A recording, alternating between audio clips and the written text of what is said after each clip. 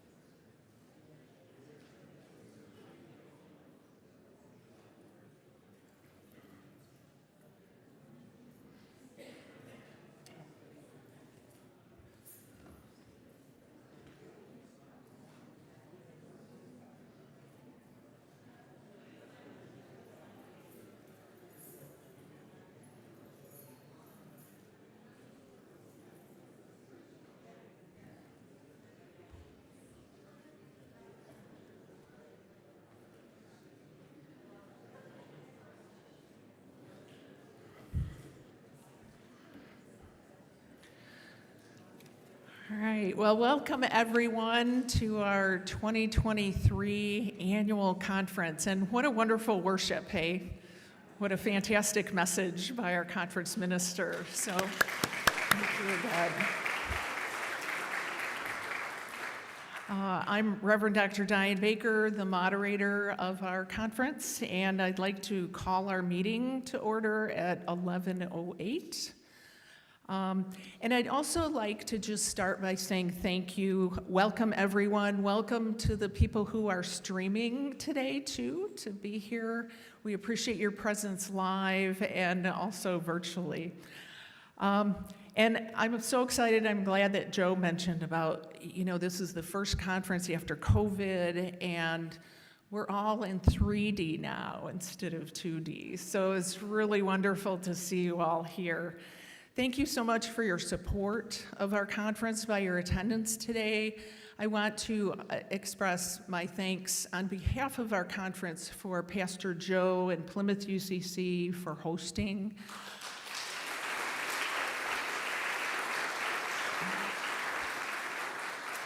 And thank you for all of the volunteers that make a day like this move along seamlessly. Really appreciate your tireless work and to make this conference possible. And conferences like this don't just happen. So I'd like to just take a moment to thank our annual gathering planning committee for all of the work that we've done over the last year, and whose labor and love have really manifested what you're experiencing today. And I'd like our planning committee to raise your hand if you're in the room. Lillian Daniel, Liz Hoy, Reverend Lillian Daniel, Reverend Liz Hoy, Reverend Liz Larrabee, Jen Ringgold, Ralph Sims, Lisa Soulier, and Reverend David Wheeler, and myself. So if we just raise our hands, right?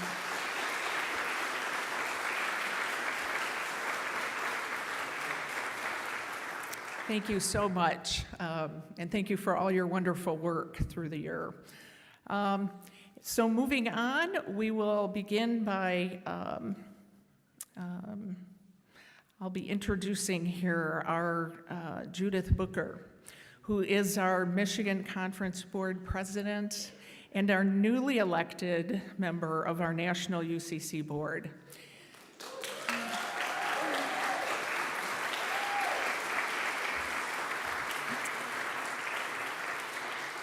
I just want to say, if you know this woman, she has been involved in so many capacities through our conference, and our conference is so blessed to have her.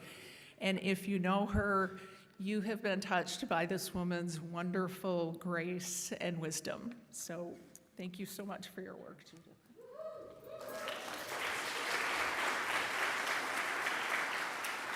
Thank you, Diane, for those kind words. And good morning to each and every one of you. So glad to see everybody, as Diane put it, in 3D. Okay, it is my pleasure to introduce our parliamentarian, the Honorable Cynthia. God, my brain just had a Stevens, and it's not like I don't know her. Cynthia Stevens, who will be steadfast, enforcing Robert's rules, and making sure that this conference runs well. Secondly, my pleasure is to introduce our board secretary, Antoinette McGarvin, who will be sharing the credentials of this conference. She will also be taking minutes. So I do ask that when you speak at any time, give your name and the name of your home church. With that, I say thank you again. Always a pleasure.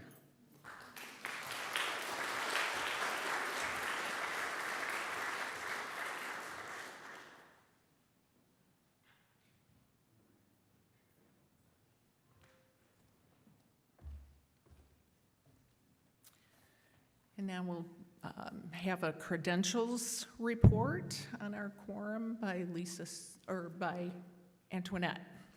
Yes. Sorry.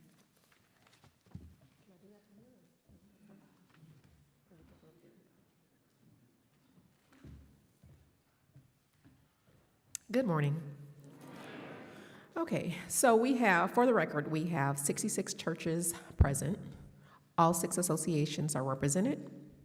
We have 65 lay delegates, 2 youth delegates, 45 authorized clergy, 11 retired clergy, 5 board members, 2 presiding association officers, 5 conference staff, 2 ministers in discernment, and 14 visitors, for a total of 151 present.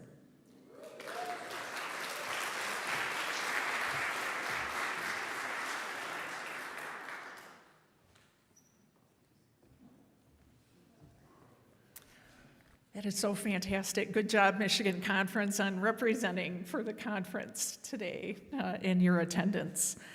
And now you've had a chance to look over our agenda for today, and I would like to ask that we have a motion to accept the agenda as is. Okay, we have a motion. Is there a second? Second, Jay? Okay. And all in favor of accepting our agenda? Aye. Okay. Anyone against? Any abstentions? Okay. Motion passes. Moving on to our 2023 standing rules. I hope everyone has had a chance to review those. They were approved at our 2022 meeting for today. And I'd like to just note our standing rules. Also, we need an approval for our 2022 meeting minutes and the acceptance of the written reports that were submitted. Do we have someone that moves to accept those? I'm sorry? Okay. Forrest Hoppy. Thank you. And Judith Booker seconds. Plymouth UCC, Detroit. Okay, so we have a move and a second. Is there, so all in favor? Aye. Okay. All against? Anyone? Anyone abstaining?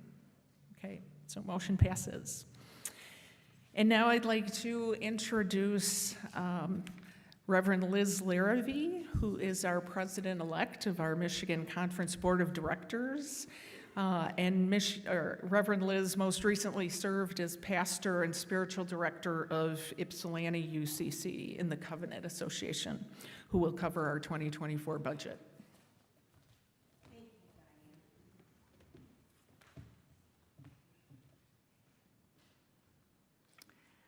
Thank you to everyone who attended the invigorating budget discussion this morning. I appreciate your energy and your enthusiasm as we look at our financial information.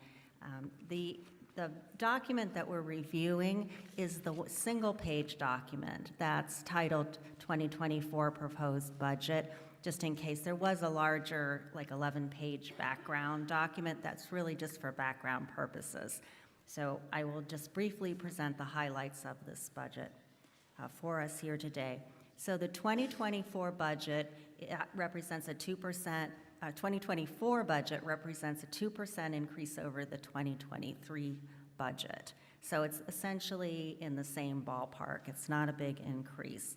70% of our operating funds actually come from our investment funds, which you'll see on this report. Typically right now, in the last couple years, we've had a higher draw than is ideal. We're working on getting it down. It's been about 7.5 to 8% draw on our investments to fund our operating budget. That is within the sights of the board of directors to reduce that more to the 4 to 5% range over time as we drill down on our investments.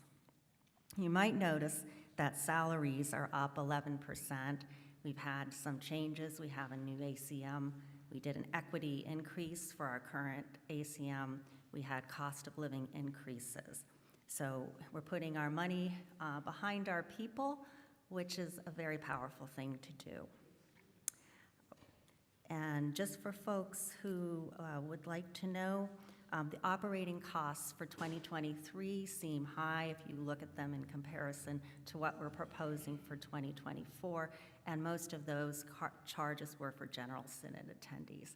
So we had a wonderful attendance at General Synod, which that's my other report, but it costs to send us there to participate in the life of the wider church, but that's so very important.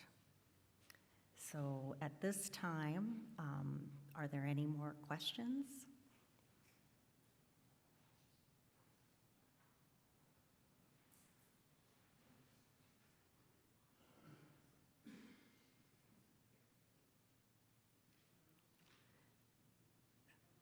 Seeing none, do I have a motion?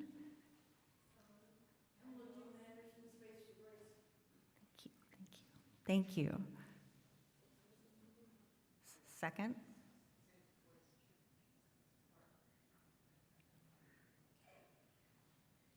We have a second? Thank you. That's great. All in favor? Opposed? Motion passed.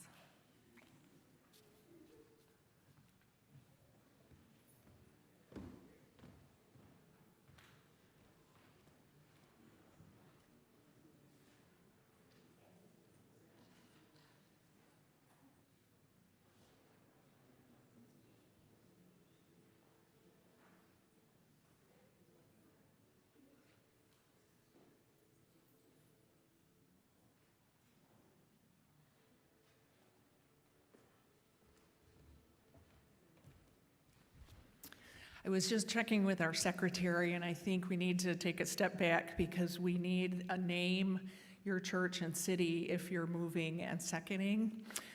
So if you remember, if you moved for the approval of the 2022 annual meeting minutes and written reports, if you moved, it came from over here, I know.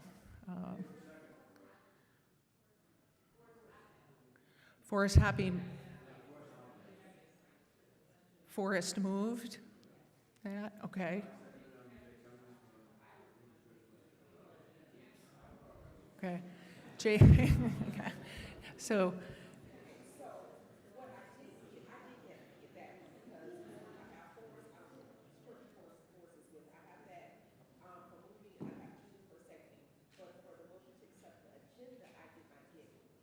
okay, so the motion to accept the agenda.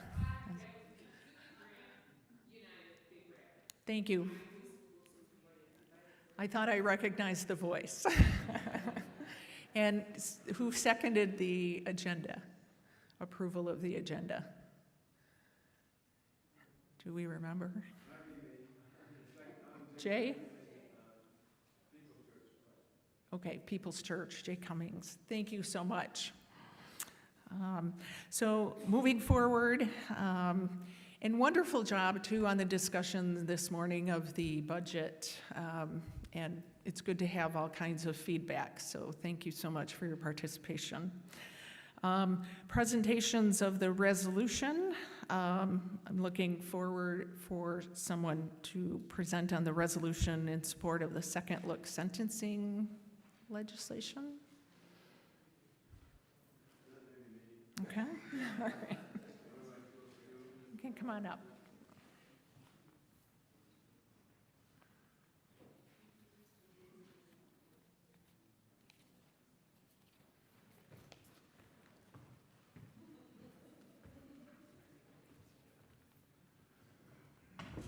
Yeah, we had a hearing on the second look resolution, and we had people have an opportunity to give affirmations to adopt the resolution. No one gave any motions or statements to oppose the resolution. So then we voted to present it to the conference with a recommendation that we pass it at this meeting unanimously. And we were to give at least a few of the statements as to why you should do it. And one reason is because it'll save money for the churches and for our communities and for the people who have a second chance. The other one is that it's to note how that it will reduce the sentences specifically for mandatory sentences that were given, which really put our population of those in prison sky high during the last couple of decades. And then finally, we need to do this because we need to encourage our legislators to vote for this bill as soon as possible.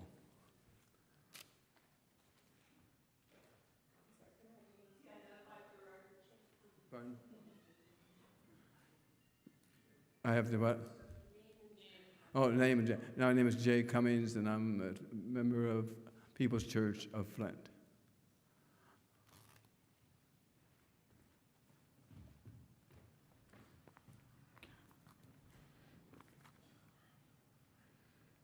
Thank you, Jay, for presenting on that. Do we have a motion to accept the resolution on second look?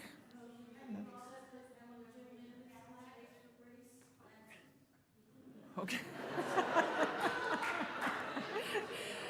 Do we vote on a tie? Okay. So Pamela June, I think Pamela June will say that you have moved. Penny, are you good with seconding that for? Okay. Thank you so much. Penny Lowe's Cadillac, thank you, who seconded.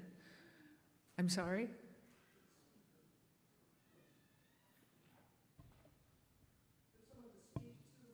Oh, okay. So now that we have a motion and a second, are there those who would like to speak to the motion? And, oh, okay. Invite you to come up, but say your name, your church, and your city, please. Good morning. My name is David Sikelka. I am the interim minister at People's Church of Flint. The wheels of justice often turn slowly, as do the wheels of many other institutions like, I don't know, the church, for example. And sometimes the wheels grind completely to a halt, though maybe through a procedural impasse or the corrosive effects of corruption or just the inertia of neglect. But we must not forget that for the people who depend on the system to work and work well, for those who cannot pay expensive legal fees or influence decision makers, this is a matter of life and death and the difference between hope and despair. The first century church was admonished to remember those who were in prison as though in prison with them. And so I invite you today to think about Jamie Mead and imagine the life that Jamie has. Jamie was thrust into the criminal justice system as a young man, only 19. He was sentenced in 1993 to life without parole. sometimes referred to as death by prison, under the mandatory sentencing requirements of Michigan for felony murder, that is, the commission of a felony in which death occurs even when the person charged did not play a direct role in the death itself. The trial and sentencing judge that sat on the bench in Jamie's case had this to say in 2018 in support of Jamie's application for pardon or commutation of sentence. I quote, "I have never forgotten this case because the outcome troubled me. The law was served, but fundamental fairness was not. This is the first time I have ever written to the parole board on behalf of an inmate. Mr. Mead's case was very unusual, and in my opinion, the sentence was unjust, though mandatory under the circumstances. I had no choice under the law. Mr. Mead was young and acted stupidly and impulsively. A young man was fatally shot, and a young woman injured. Mr. Mead was not the trigger man, the shooter, who testified that he shot accidentally first, resulting in death, and a second time in fear, the injury, was convicted of a lesser offense and was sentenced to only 12 years in prison, though it was he who did the killing. Mr. Mead was convicted of felony murder, which I believe was a just conviction under the law, though not in equity, and sentenced to life without parole. At this point, and this was written in early 2018, he has served 28 years. I believe that this is sufficient for this crime and ask that his application be granted. If I were sentencing him today, had discretion, and could see into the future and what he would accomplish in prison, I would have no problem in imposing the sentence he suggests, 30 to 60 years in prison. I may well have sentenced that way in 1993, even without knowing what he would accomplish within 25 years, but then I was bound by the felony murder law." End quote. Jamie's 2018 application was turned down. It was turned down again in 2020. The judge's reference to things he accomplished in prison include in-house community service, obtaining his bachelor's degree, being accepted into a first-of-its-kind Master of Divinity program at Chicago Theological Seminary. He was asked for and was granted by the Covenant Association of the Michigan Conference, member in discernment status. Seminary coursework, I can attest, is difficult under the best of circumstances, but to meet this challenge from the confines of a prison cell and over the recalcitrance of a prison bureaucracy is impressive and indicative that the impulsive, stupid 19-year-old no longer exists and no longer is on a track to pursue a life of crime. Jamie has described to me the kind of people who share a sentence like his. There are elderly men who cannot feed themselves or even get out of bed. Are they a danger to society? There are people accomplishing self-improvement and getting degrees with little hope of ever using them on the outside. We know that at adolescence, the brain goes through dramatic changes. Do we want a system that judges a person for all time based on decisions made at that point in their lives? We know that harsh sentences do not prevent crimes of passion or impulse. What then is the point of a life sentence? We hear that victims of crime deserve justice, but victims are not all the same, and our presumption of their desire for vengeance is not fair to them or the means to restore communities to right relationships. Tomorrow, or some Sunday in the future, you might be taking communion or witnessing a sacrament, and you might hear words to the effect of, "We are united with believers in every time and place." So the next time you take communion or make your baptismal vows as a congregation, I would like you to remember Jamie and others as if you are in prison with them. The Reverend Dr. Martin Luther King Jr. famously said, "The arc of history is long, and it bends toward justice." But he did not mean that we should do nothing to hasten that bending. He spent his life working diligently to make that bend sharper and more acute. The wheels of justice are grinding exceedingly slow. It is time we put our shoulders to those wheels and support second-look legislation. Thank you.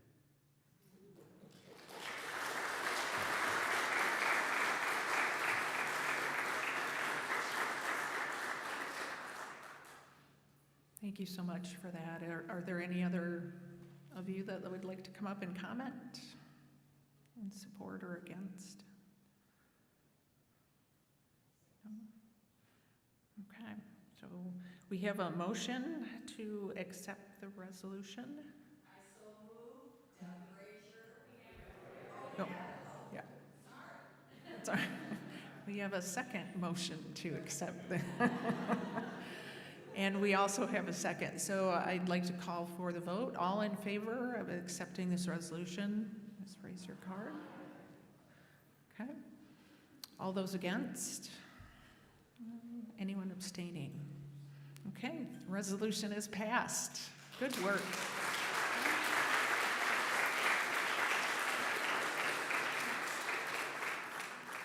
Now I'd like to invite Reverend Liz Larrabee up to present on our nominating committee report.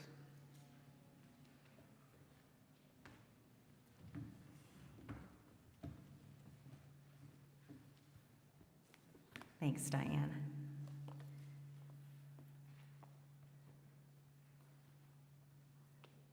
A couple brief comments on the transitional status that, again, we're all going through, whether it's at the conference or the local churches, but in terms of even looking at General Synod nominations, there's a lot of transition right now. You have the names of the folks who served at this year's General Synod and those that will carry forward as well.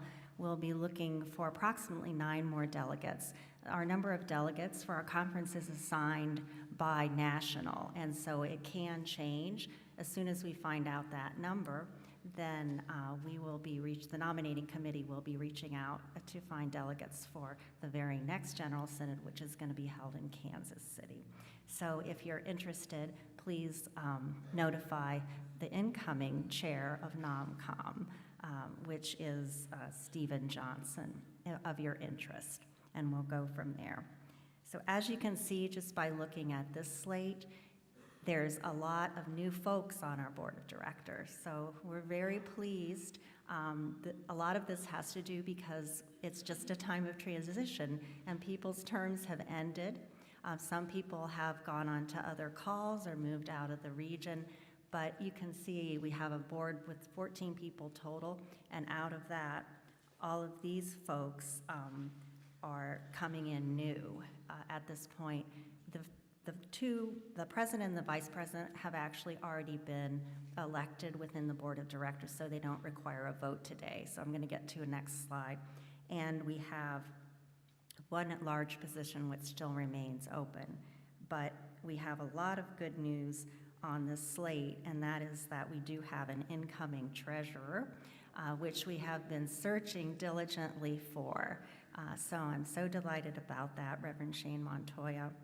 And we're delighted about that, and we're also happy to welcome our new members. And I'm just wondering if folks who have served as board of directors or are currently serving as board of directors of the conference, if you would stand up so we can thank you for your service. There's so much that goes on behind the scenes, and I'm just so grateful to work with such wonderfully faithful people.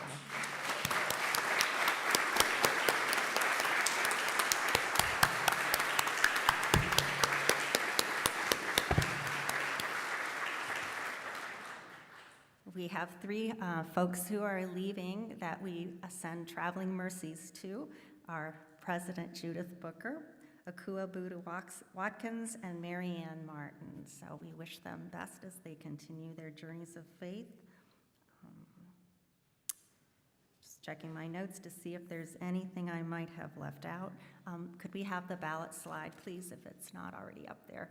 So the process of how this works is that nominations come in to the nominating committee. The vice president chairs that. There's a bio form to fill out, very brief, looking at your experience, your spiritual gifts, how you think you will be able to add to the vitality of the conference. That goes to the nominating committee. The nominating committee reviews the candidate. The candidates are selected. They move forward to the full board of directors for votes.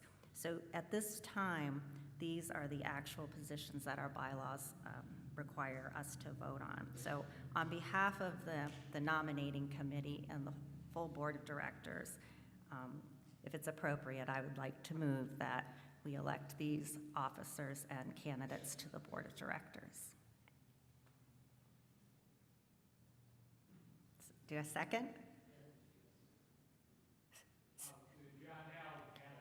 Thank you, John. All those in favor?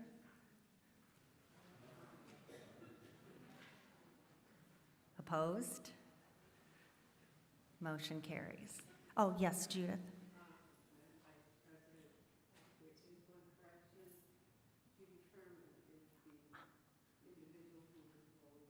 I apologize to that. Judy, are you here?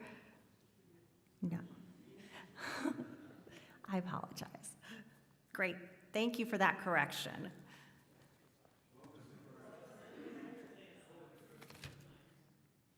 Judy, I said Mary Ann Martin, and that was my mistake. I misspoke. So it's Judy that's rolling off. So thank you very much.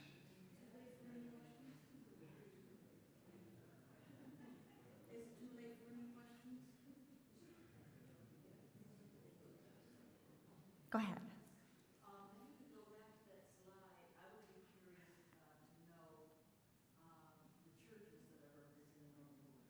Okay. That's a great question. Let's start with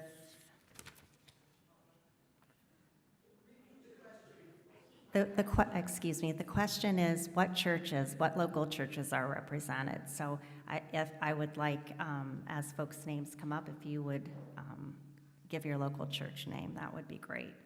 So we have our treasurer, Reverend Shane Montoya. Congregational Church of Birmingham, Bluefield Hills. Thank you. Stephen Johnson. Good morning. Plymouth United Church of Christ Detroit, Michigan. Reverend Jonathan Rydell. Riedel.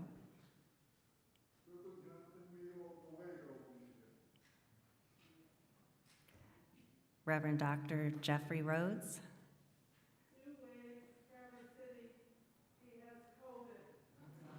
Thank you. Oh. Peter Mueller. Plymouth UCC. I'm sorry. Grand Rapids. Ashley Lewis. Good morning. I'm from Fellowship Chapel, Detroit, Michigan. Thank you. Reverend Dr. Shanthia Monroe. People's Church of East Lansing. And Abby George. First Congregational Church, Rochester, Michigan. Does that address your question? Yes, thank you. Great. Yes. I heard the second, which was John Dowden. I didn't hear who made the motion. I did. On behalf of the nominating committee.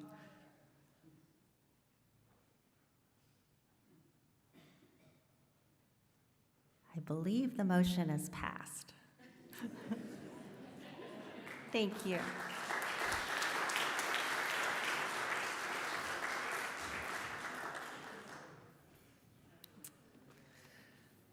I just want to recognize, too, the work that goes in as a nominating committee to find willing and able and available folks to participate in the way that they did. So wonderful work with the nominating committee.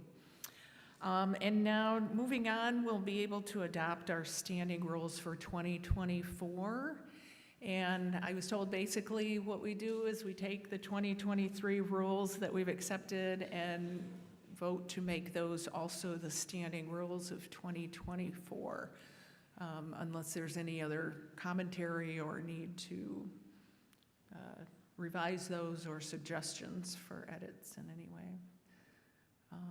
So you all have a copy of this year's standing rules, and I would just like to, do we need a motion on those?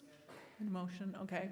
Would somebody like to move to accept the standing rules that we have this year for next year's? I move, so moved, and Galen Fisher, I guess I should say Vice Moderator, DMA, is my position here. Congregational Church of Birmingham is my church. Very good, thank you, Galen. Do we have a second?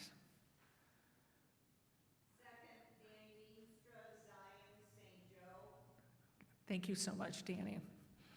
All right, we have a motion and a second and call for a vote. All those in favor of adopting the standing rules for 2024? Thank you. All those against? Anyone abstaining? Okay, motion carries. Thank you so much.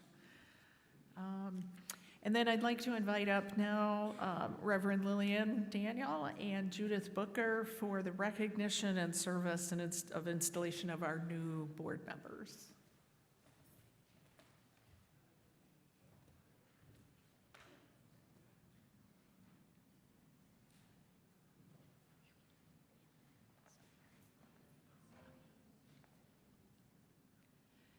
Grace, mercy, and peace to you from Jesus Christ, the head of the church in heaven and on earth. And would our board members please stand if they are able in mind or body or spirit?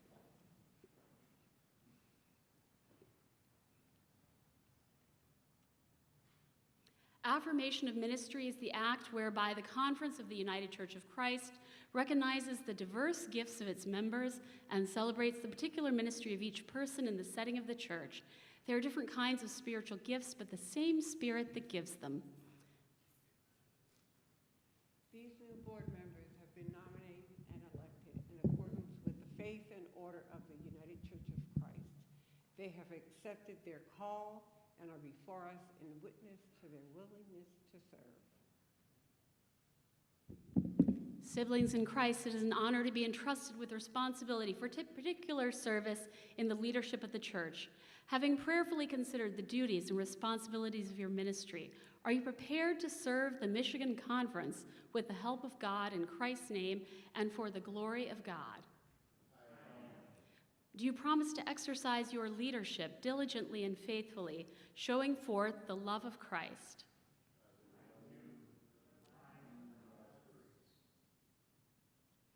We gather in celebration of the joy that is ours to be partners with you in the service of Jesus Christ. We promise to love you, honor your leadership, and assist you that together we may be faithful expression of the Church of Jesus Christ. Eternal God, you have called these people to serve you in this conference and in the world, which you have entrusted to our care and keeping. Send your Holy Spirit upon them that they may serve among us with honor and faithfulness. Help them to be diligent in their duties, that your church may prosper in the mission you place before it. May their example prove worthy for all of us to follow, as we are united in Christ's ministry to the glory of your name. Amen.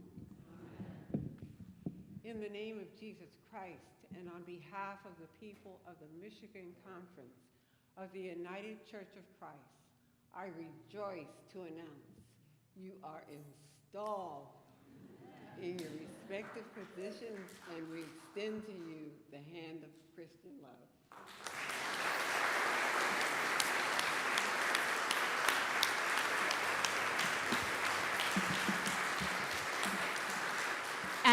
And if I may, don't go away yet, Judith. I want to say a special thank you to Judith Booker, who has been the president of the board with 3 different conference ministers.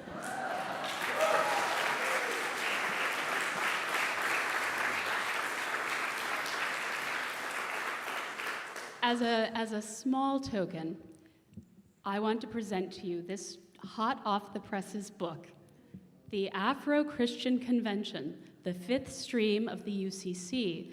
And it is a gift that comes from the elders.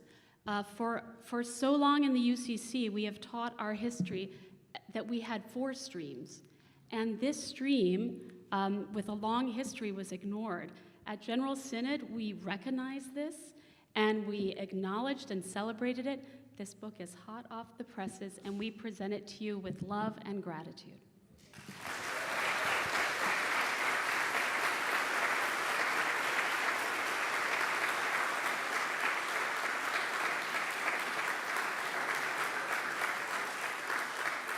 Thank you, Lillian. I just want to say to everybody, thank you for allowing me to serve you, the church. thank you, because it's for you. It's not for me, it's for the church. So now I go on to the next step. God willing, He gives me the strength and the energy to do God's will. Thank you.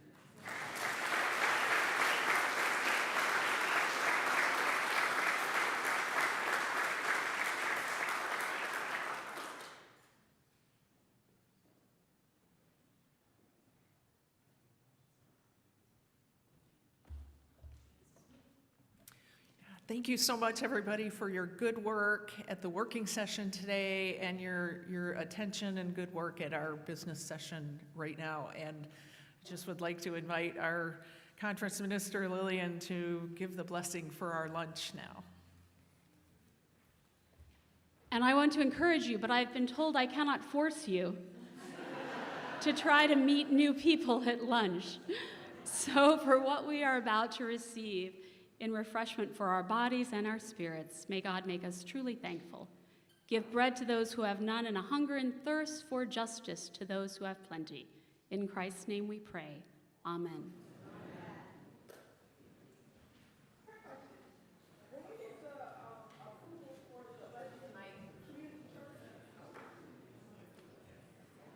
When we did the approval for the budget, someone from the community church actually seconded it. Who was it?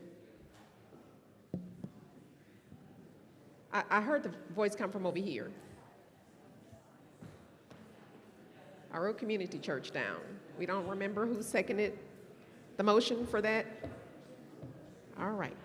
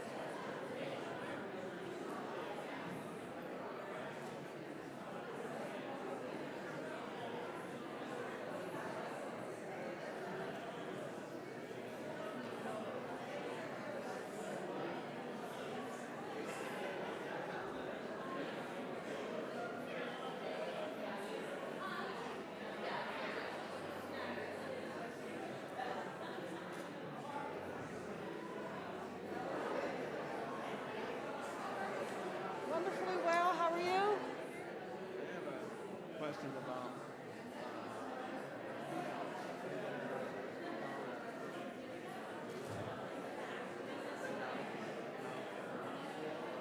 sometime. That's what I thought.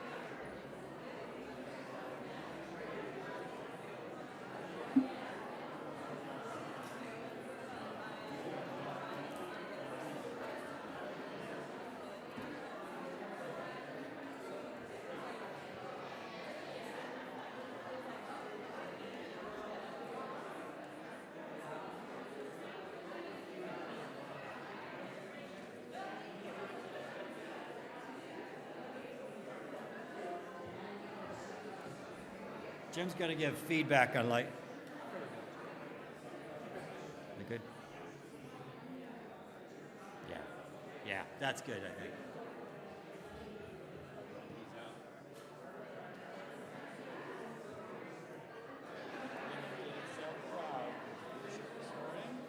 As is usual, Bill does a good run on the workshop.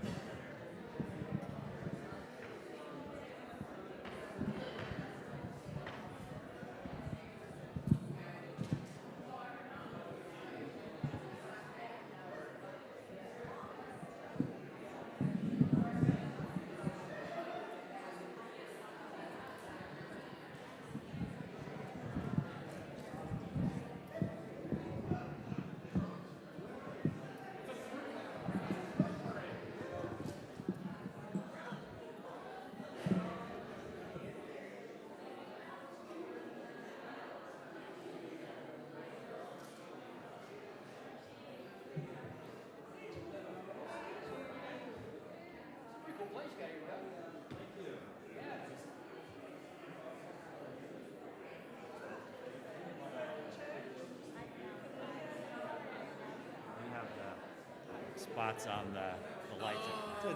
So I thought maybe they should turn them on for the speaker this afternoon. So we did, and we got a light level. So how much of this was here when you were starting?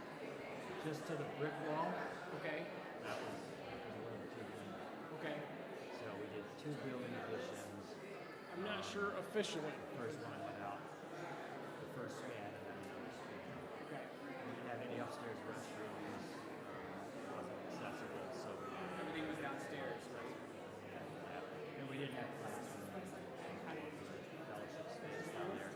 Right. This kind of old style had a built-in pulpit over there and a Yeah. built-in lectern, and then the railings came out to initially to here. Yeah.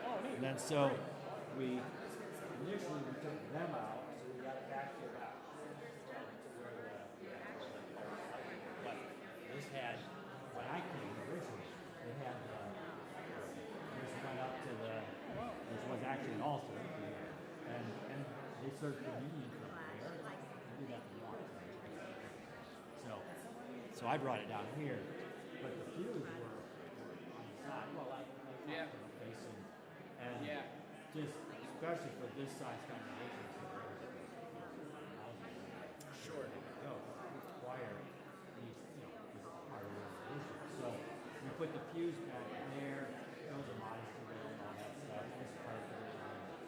So and then just before I left, we did all this.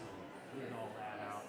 So those risers are all removable. The chairs are stackable, so we can get all the space. Can't get any more because of the argument chambers up here, but and then we put this down here for, and then this is a ramp room. That used to be when I came, the secretary and pastor shared this space. Okay. So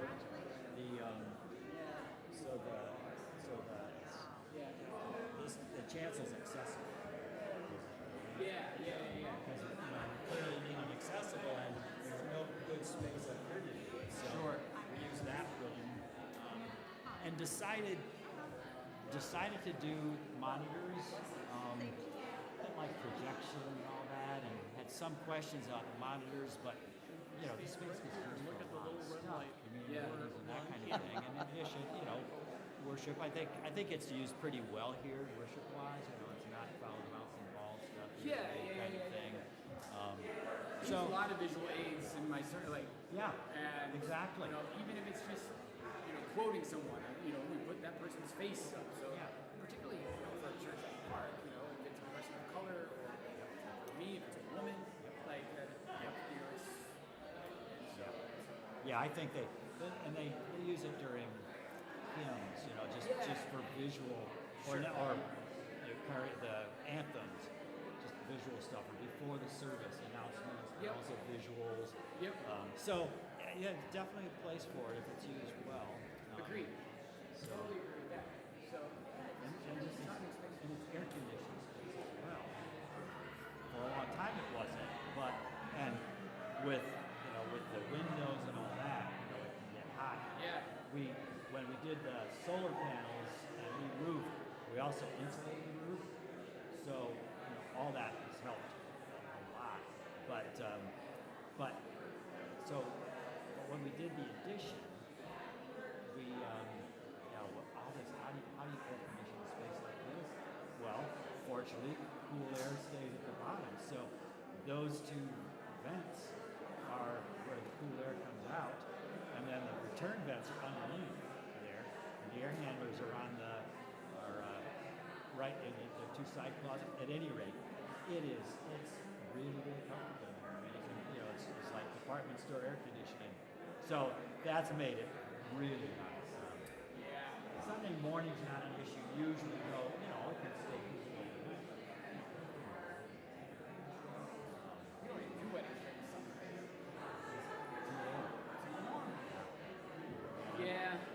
Yeah, we're the three big conversations that we're having here at the park and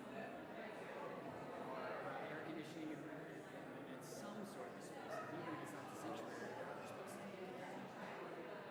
an elevator to make the entire building accessible.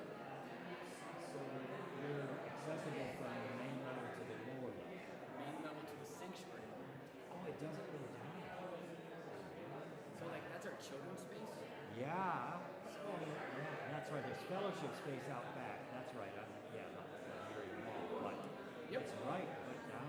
Yeah. Yep. So it doesn't go down, and it doesn't go all the way up to the third floor, which is where we have choir rehearsal space, youth group space. Wow. So we have youth who, you know, it doesn't have to be something that dramatic. Like, I mean, it doesn't have to be like some lifelong, you know, critical ailment. It could literally be like a youth who like injures, Breaks their leg. Yeah. Playing football. Exactly. Well, that's the case. That's the case. I mean, almost everybody at some point is going to be temporarily disabled. Yeah. So it doesn't allow them up and down. So that and then we're starting a conversation about the chance all the conversations as we want to move it. No, it's very important.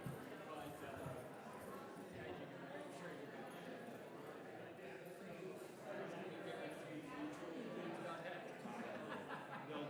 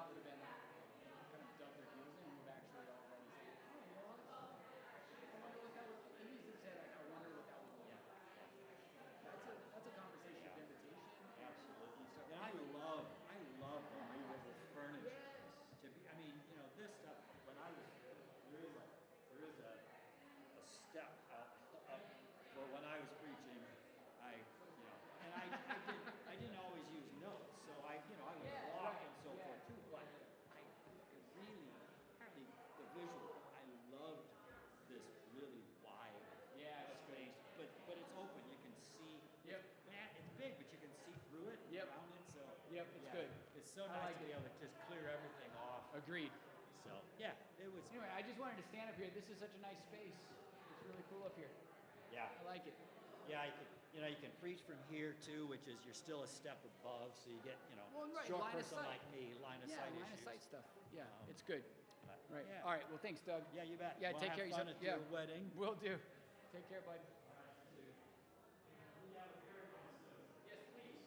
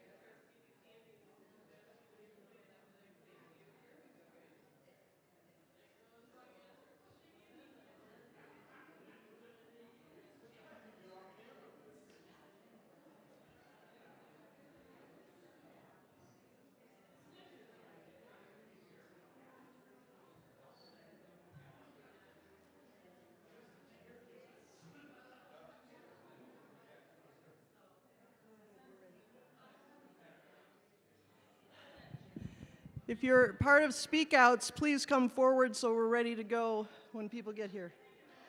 We'll do it right too. I'll introduce myself and I'll say my church. Okay. And then, okay, I'm Yeah, on. but you and Rebecca. I am speaking, Oh, but and we this can- is we my can go normal first. speak. Yeah, I can hear me. I just don't want to forget her. I just saw I was done. Yep, you were. I was like, oh, there's another person here. Yeah, yay.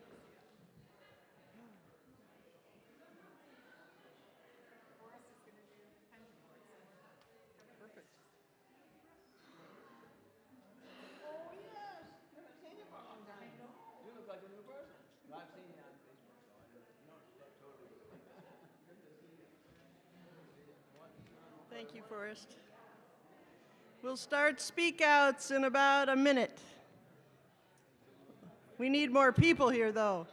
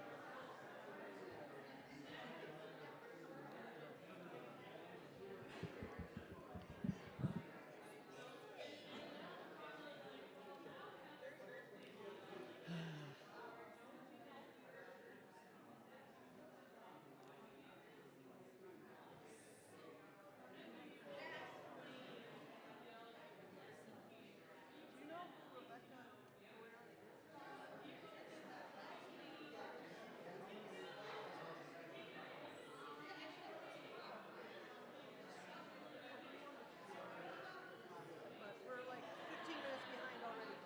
So.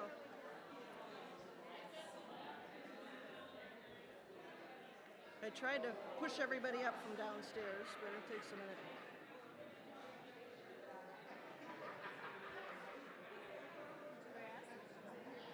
Yeah, I can.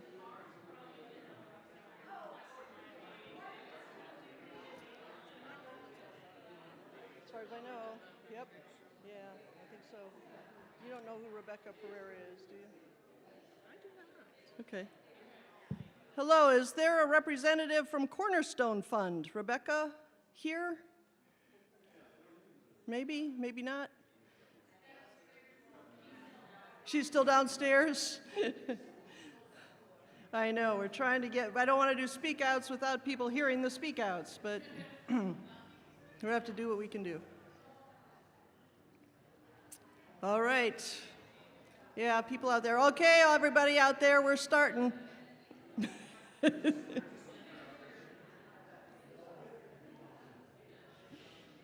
Yeah, they got a bunch of people. We'll get there.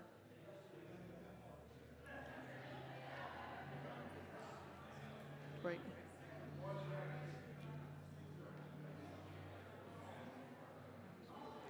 Are you ready to go?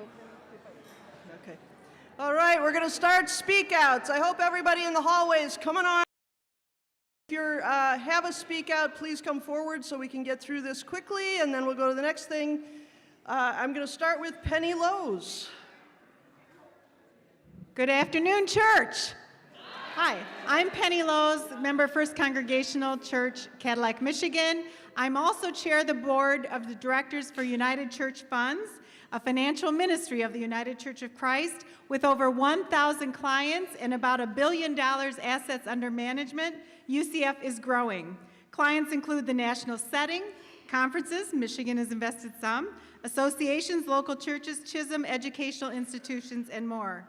And setting UCF aside from other financial managers is our mission focus on sustainable and responsible investing, aligned with our values and priorities of the United Church of Christ and UCC resolutions. This includes active engagement with corporations on a variety of issues such as diversity, equity, and inclusion, carbon emissions, and net zero goals.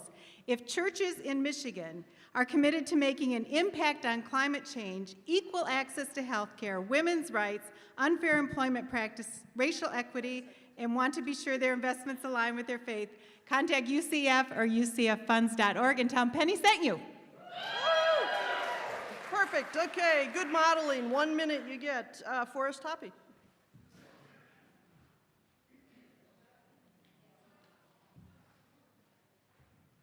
Hello, I'm Forrest, a member here at Plymouth, and I'm here to advocate for one of the 4 special mission offerings of the United Church of Christ, the Christmas Fund, Veterans of the Cross. I want to encourage all of our congregations to receive the Christmas Fund.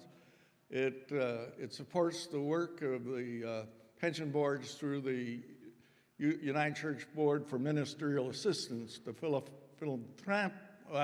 the giving away money arm of the pension boards.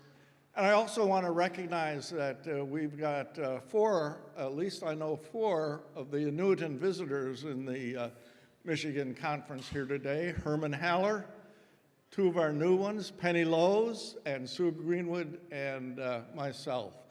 And in that ministry, we see the benefits of the Christmas Fund supporting the needs of some of our retired clergy. So please give generously to the Christmas Fund. I'm being really mean here. Okay, Jay, it's you. I wanted you to invite you to the church that I attend in Flint. And there's a film that is being presented that shares the message provided by Brian Stevenson, who wrote Just Mercy and is a part of the Innocence Project. I was at General Synod this summer and was able to see and hear him, and it is powerful. So therefore, we invited them to be able to share that speech on film. And it's November 15th. I got the address, I got flyers. Anybody that lives close enough that they might want to come. Thank you. Rick Dykema. Is Rick? Oh, here we go. Hello, friends. I'm Rick Dykema from Ada Congregational Church. I serve alongside the folks there. I'm here to affirm that teens are awesome and that they are not just the future of the church, but they're equally part of the ministry and mission of the church today. I'm also here to affirm that retreats are also awesome, and they're hard to plan. And if you have a church with a couple of teens, it's nearly impossible to plan. And so I am also here to affirm that the incredible Jen Ringgold is awesome. And she and her team are planning a youth retreat that we're going to host at Ada Congregational Church, January 27 and 28. You literally have to do nothing except drive your folks there or have someone else do it. And we will feed them and give them fun and transform their lives forever in community that is inclusive and welcoming. That's it.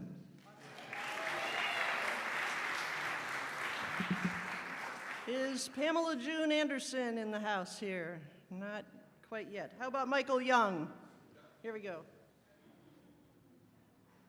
So my name is Michael Young. I'm part of the Prophetic Integrity Missionary Team, but also the small little anti-racism task force of that missionary team.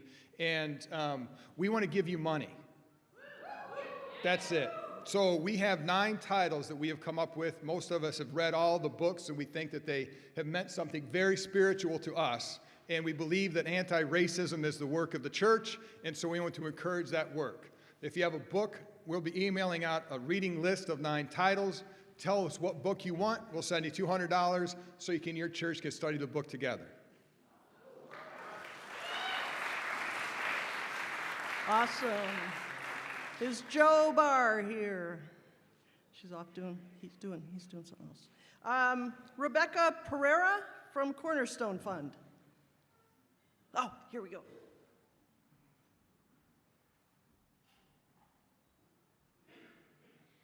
Good afternoon, everyone. My name is Rebecca Pereira. I'm Chief Credit Officer for the Cornerstone Fund. We're one of the 5 financial ministries of the UCC, along with our sister ministry, UCF. Unlike UCF, we can take individual investments, and that is, in fact, where we get the funds to lend out to churches for all the amazing projects that they need to do. Anything from putting on a new roof or getting a new boiler. I used to call us the roof and boilers lender, but we are not doing such. We're certainly still doing that, but we're doing much else now. Also, a lot of solar recently, some affordable housing development, all kinds of things, many creative projects. So we really encourage you to give us a call and to invest with the Cornerstone Fund so we can keep our cycle going. Thank you. Okay, last call for Joe Barr or Pamela June Anderson. I'm sorry. All right, well, we're going to keep going with the program then.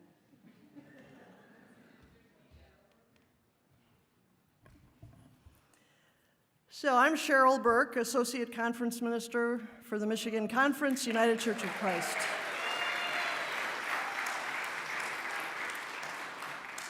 It is an honor and joy to introduce our keynote speaker to you today. I have known her as teacher, coach, colleague, and friend. The Reverend Dr. Claire Bamberg comes to us from Randolph Center, Vermont. She's the founder and CEO of Potentials Coaching and Consulting.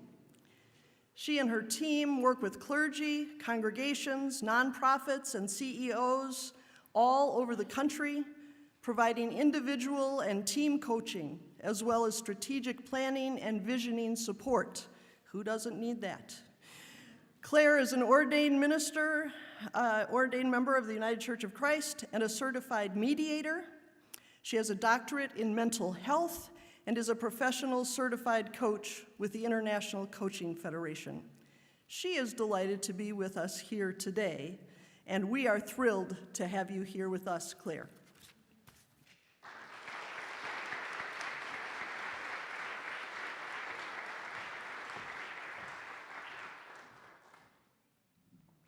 I was telling Peter I don't tether well, so I'm going to start here, but I've got a lavalier mic on because I wander. I'm going to do a little Southwest Airlines thing. You want to start the first slide, Peter? Just be sure you're in the right plane. We are here at the Michigan Conference of the United Church of Christ. This is indeed your annual meeting. Today is October. That's wrong. That's wrong. Today is October 28th, and I'm thrilled and delighted to be here. I will have a conversation with Olivia later. The next slide is a representation of a little bit about us. I wanted you to be aware of our mission at Potentials is to work alongside you, encouraging awareness, supporting crucial and innovative change towards achieving your goals. So just to truth in lending, this isn't about staying the same. Okay? All right. So let me talk with you a little bit.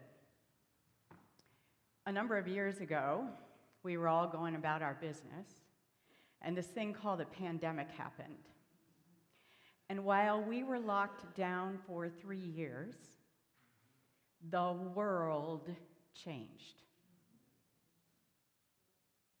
Now, there are many, many impacts that came out of that, but the one we haven't paid enough attention to as a culture and a country and congregations is the grief.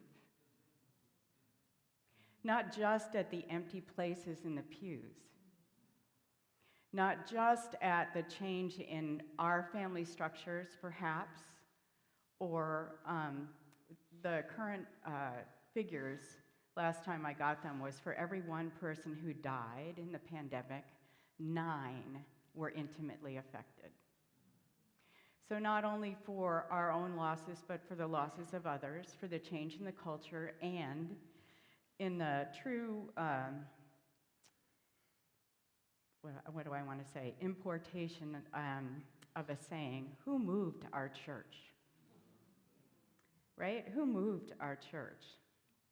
When I hear people say, let's get back to normal, I wince. So first of all, we're not going back. So don't look back. We're not headed in that direction. And secondly, normal didn't work for most of the globe, including the globe itself.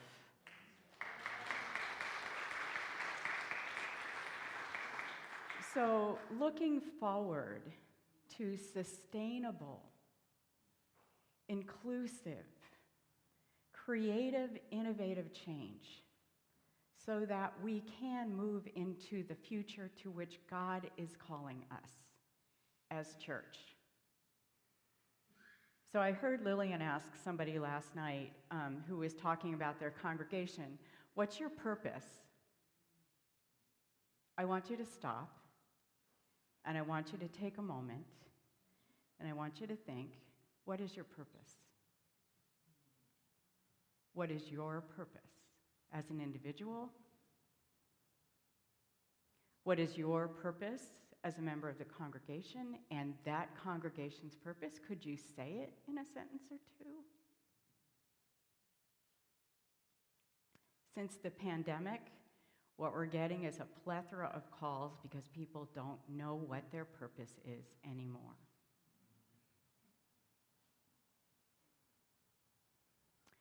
So, what is our purpose now? Right? So we're going to add a piece to that question. What is our purpose now? Or, in true Simon Sinek fashion, what is our why? Why do we exist? Why are we functioning in the world? Purpose often distinguishes one body from another. So, as a whole, we can say some things about what it means to be a part of this denomination. I'm from New England. There's one state in which we have 350 UCC churches. I'm pretty sure there are not 350 purpose statements that vary much. So let's think about what you uniquely bring, because that often drives our mission. So Cheryl mentioned that I'm a professional certified coach. Part of what I do is teach people how to ask questions. And part of the asking questions has to do with something called artful language. Part of that is timing, part of that is emphasis, and part of that are the words that are used. There's a reason it takes 125 hours to do the classroom part of becoming a certified coach. I want to share with you an example of how that can impact. My son is an actor, and he used this phrase. It's, I love your red shoes. I love your red shoes. So-and-so doesn't like them very much. I love your red shoes. Your red dress, not so much. I love your red shoes. Same thing.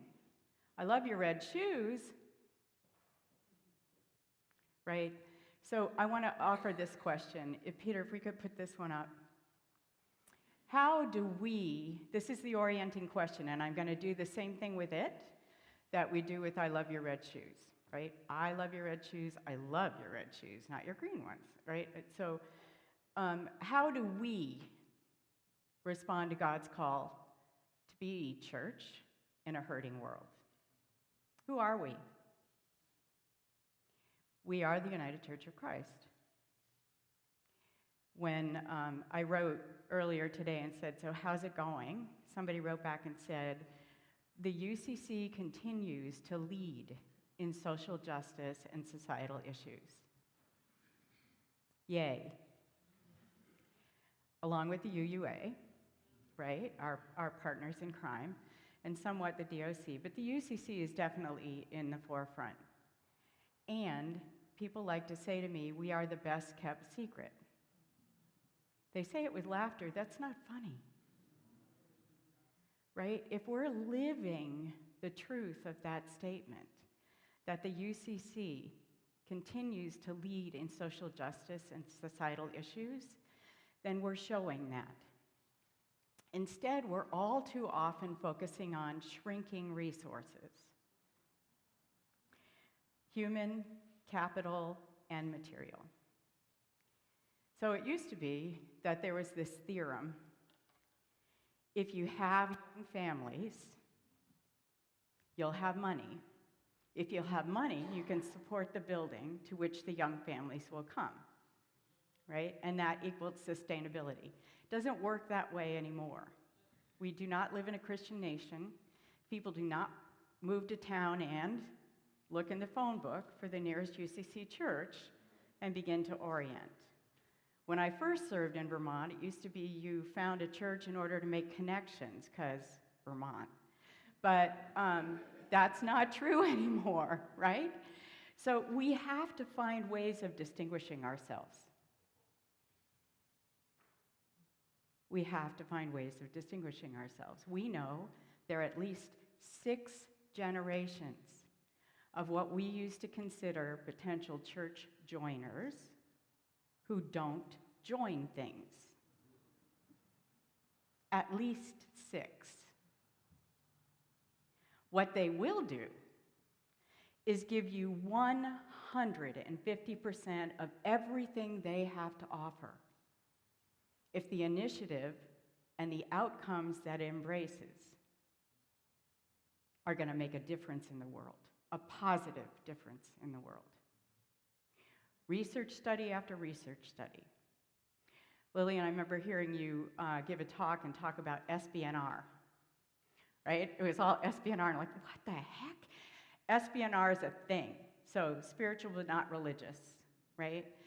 And when I did a Mission Insight report for Massachusetts church that was trying to figure out what it was going to be when it grew up, one of the things I found was that every single marker of what drew people to that church initially 40 years ago or more, people were looking for now.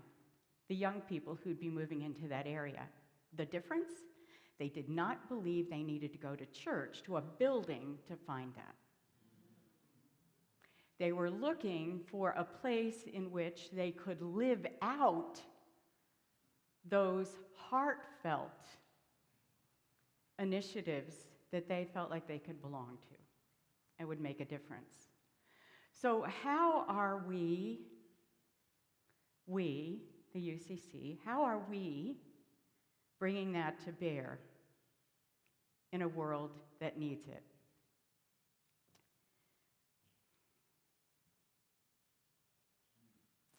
Lillian, you talked this morning about a tent in the desert, and when I was reading the title, I thought, oh, it's like a movable feast, right? That if you're living the tent image, you're moving that. I hate to break it to you, but the tents didn't stay stable in the Middle East, right? So you're moving that, and with that, you're bringing information and you're bringing invitation, not because you're going out and, like Jesus did, say, come to the synagogue on Friday night and I'll tell you what my dad has to say. That would never happen, right? Jesus went out and met people where they were. He looked into their eyes. He spoke to their hearts. And they knew they were loved and included. When you move your tent, when you open the flaps and step outside, That's a part of what the UCC brings into the world. Strut it. It is not good to be a well-kept secret. When I was serving the church in Plainville, Connecticut,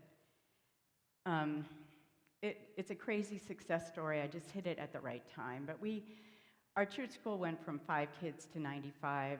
The attendance went from 20 to over 120. And people ask me, how'd you do it? We're just doing church. And whatever people were finding there, they went and talked about.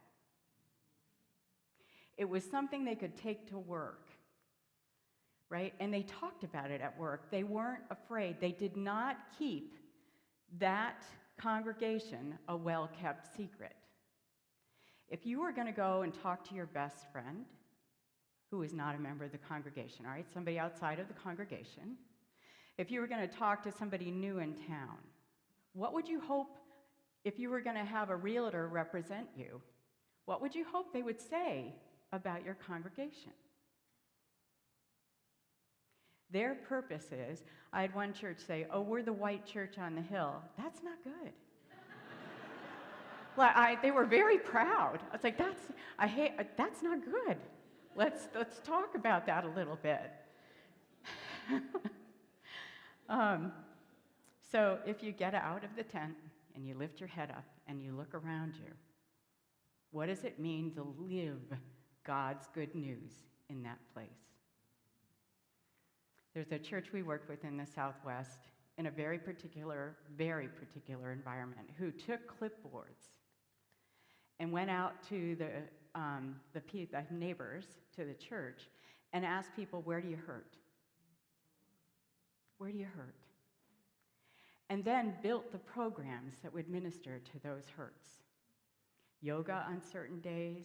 And this is the thing, folks, figuring out how to matter to your communities, right? So thinking in terms of parish, thinking in terms of impact, blooming where you're planted.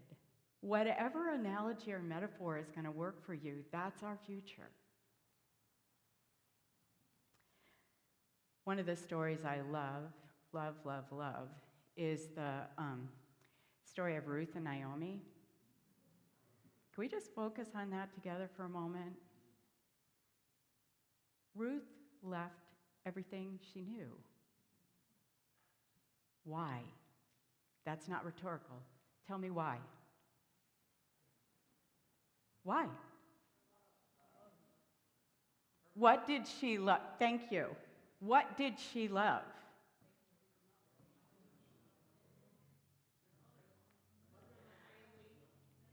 Okay, let's go back a little bit. Yes, she did love her mother-in-law. She loved what she saw, the ways in which her mother-in-law lived. She was attracted to the God that woman lived out. If people watch the way you live your lives, what God are you witnessing to? I mean that. So if you think about the story of Ruth and Naomi, and you challenge yourself with, if people watch me go about my daily life, what God am I evidencing for them? That is how we will begin to make the positive impact in the world that we're called to do and be. We, the United Church of Christ. Social justice, DEIJB, all the things that we have to offer. I talked about communities. Lillian said, bring me success stories. So let's talk a little bit about some success stories all over the nation of the way churches are being church in their communities in different ways. So there is one church, this one's in Massachusetts, where they were a threshold church. They felt pretty clearly that they were, quote unquote, running out of money, and they needed to figure out what they were going to do next. Their building is beautiful. However, it's situated in a place in town where it is a neighborhood icon. It is not in the center of town. The big UCC church is in the center of town. So one of the things we talked about, they had 6 options. I love options. There is never just one thing you can do. So it's 6 options of things to do, and there are 2 rows to the top. One was to go to the neighbor, actually 3. One was to go to the neighborhood and say, we matter to you, why? And what can we do to become more for you? Taking that information, going to the town, interviewing people in the town who could tell them, where do our kids hurt? Where do the marginalized hurt? They then began to vet partners. Who could come in and take over the church, from whom they could rent back some space on occasion and know they were making a positive impact. That was the one that rose to the top. There are some others. So we fold our tent and we start meeting in storefronts while we figure out who to give all our money to make a positive difference in the world. Another was to join with that big UCC church, not consolidating, but for their church to become a satellite campus. So because they were so importantly positioned in the town for this kind of marginalized enclave, to actually make that matter. Wonderful options, all of them. The ones they didn't choose, stayed doing the same, right? They didn't choose consolidating and selling their building, and they're still figuring out who to partner with. I've got them working with a national organization. I'll just give you the name. It's called Partners for Sacred Places. I've got them working with them to figure out how to renovate and restructure the interior to meet the needs of these partner organizations and improve the physical structure. That's one, I think, pretty good success story.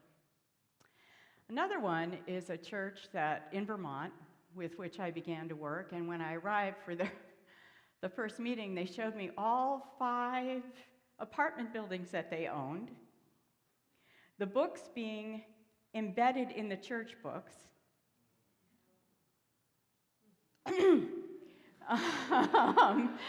And you know, the first question out of my mouth, I'm pretty direct.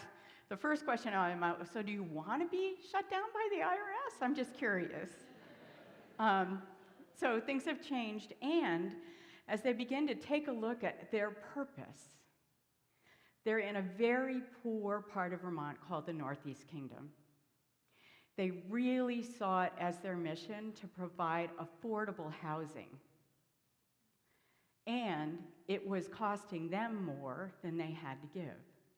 So they're partnering with HUD and other organizations in the area to maintain the apartments as affordable housing and get out from underneath the weight themselves and begin to do the work to renovate the rest of their church, out of which they run food initiatives and warming shelters, and so it will increase the other ministries that they're doing. So divesting, in some ways, to actually accomplish their mission and purpose and increase other impact that they can have. How much of this sounds like what you grew up with? Because we need to change. We need to change how we approach church. Sometimes, I actually was working with a church on the Cape a couple of weeks ago, and I said, you have permission to laugh. I hope you will. When I work with churches, there are 2 things. One is they say, we really, really, really, really want new people. And we really, really, really, really don't want to change. I'm like, doesn't work, right? The other thing I will say is, you know, if the 50s ever come back to the U.S., Mainline Protestant churches are ready. They're not coming, thank you for laughing. They're not coming back. We really, really have to get our heads lifted up and look out for what new thing is God calling us to. Another church is actually located in Sonoma, California. They have 4 acres of land. You do the math. In Sonoma. They have a nice structure, beautiful structure. They have a Jewish congregation that works with them. They have a day school that's in and out of there. And they have 4 acres of land. And they have 20 people in the congregation. I love you. So, what they're talking about doing, creatively and innovatively, is selling a portion of their land for a mission purpose. They want to commit themselves to ecological justice and to claim that as their purpose and mission as a congregation. I think that's a success story. Another one, this is a fascinating one actually. So there's a church in a very wealthy part of Massachusetts, which may seem redundant to some, but it's not. And they just did a self-study for a capital campaign. And without blinking an eye, they can raise whatever money they want. Without blinking an eye. And the consultant told them not to go ahead with it. There was no mission, there was no purpose. All they were going to do was fix up their building. To what end? For what purpose? And until you can begin to answer those questions, even if you can, don't. That is not the world or the mission to which God is calling us. Jesus did not say, come to the synagogue on a Friday night. Jesus went out. Our buildings, how many of them are empty most of the week? Yikes! We're in a hurting world.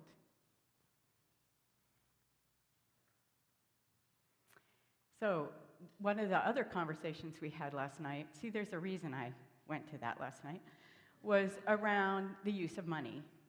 No one likes to talk about money. No one likes to ask for money. When can I say that? All right. So when Lillian got to her first church as an intern, which God bless her, I had turned down 10 years earlier. Like, yeah, I'm not working with you guys. One of the first things the pastor said when she said, I want to learn things, like I want to do stewardship, was, here you go, you got it, right? He'd been there, what, 25 years at that point? Yeah, done with stewardship. So one of the things I said as we were sitting around the table is, you really, no, what did I get wrong? Yeah, okay.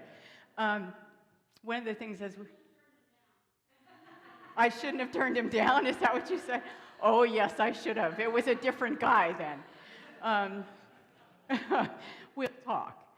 So one of the things I said is, a very wise woman once said to me when I was struggling with some of these questions, think of money as energy. Where are you putting your energy?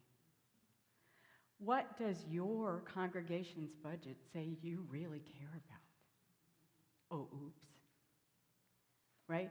Take a look. Where are you putting your energy as a household, as a congregation, as a people of God?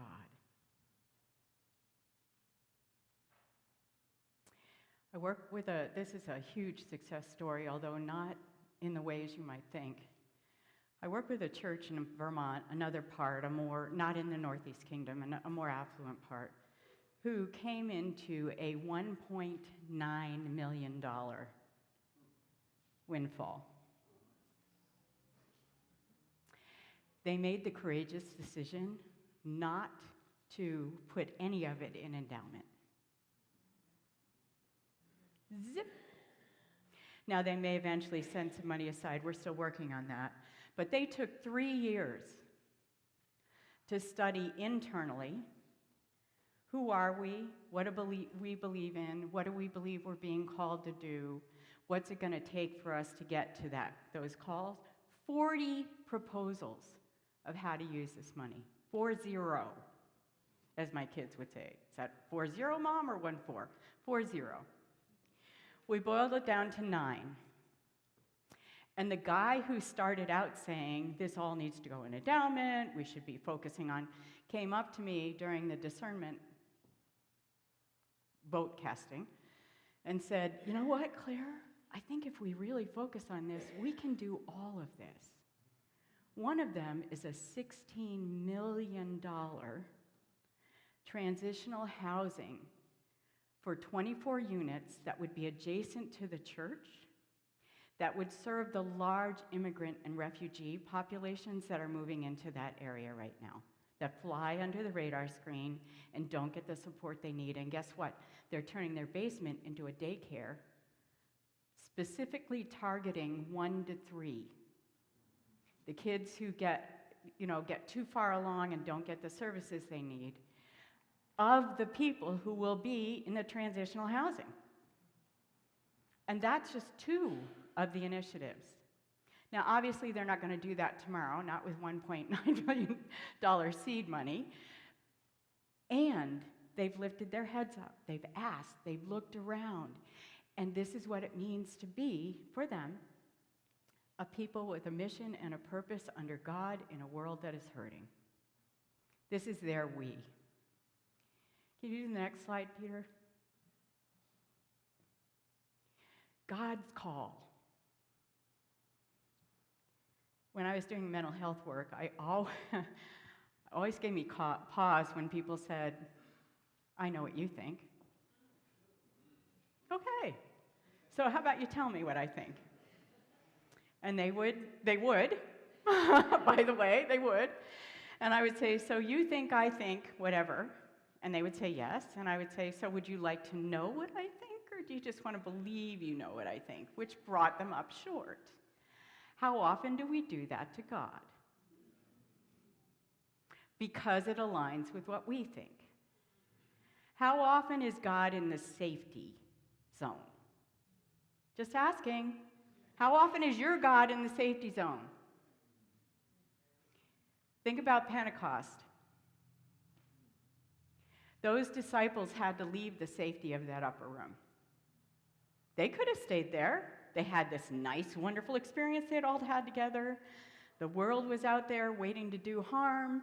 There wasn't a whole lot of a denomination ready and waiting. What was their call?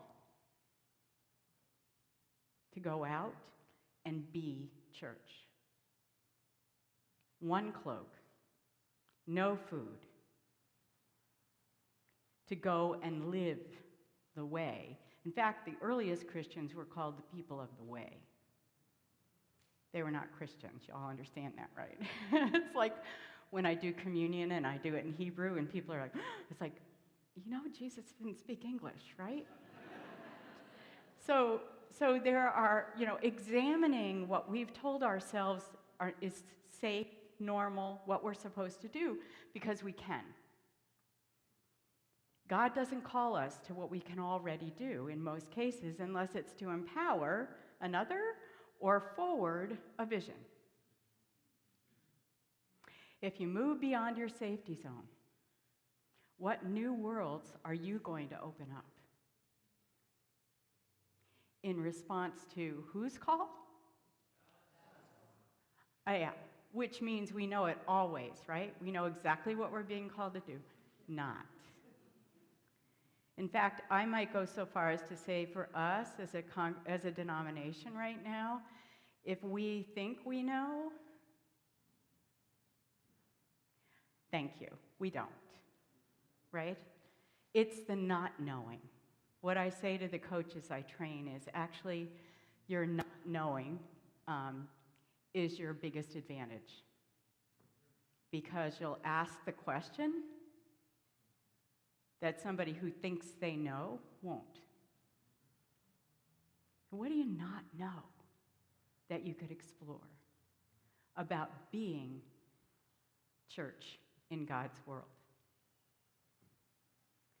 Can we go to the next slide, Peter?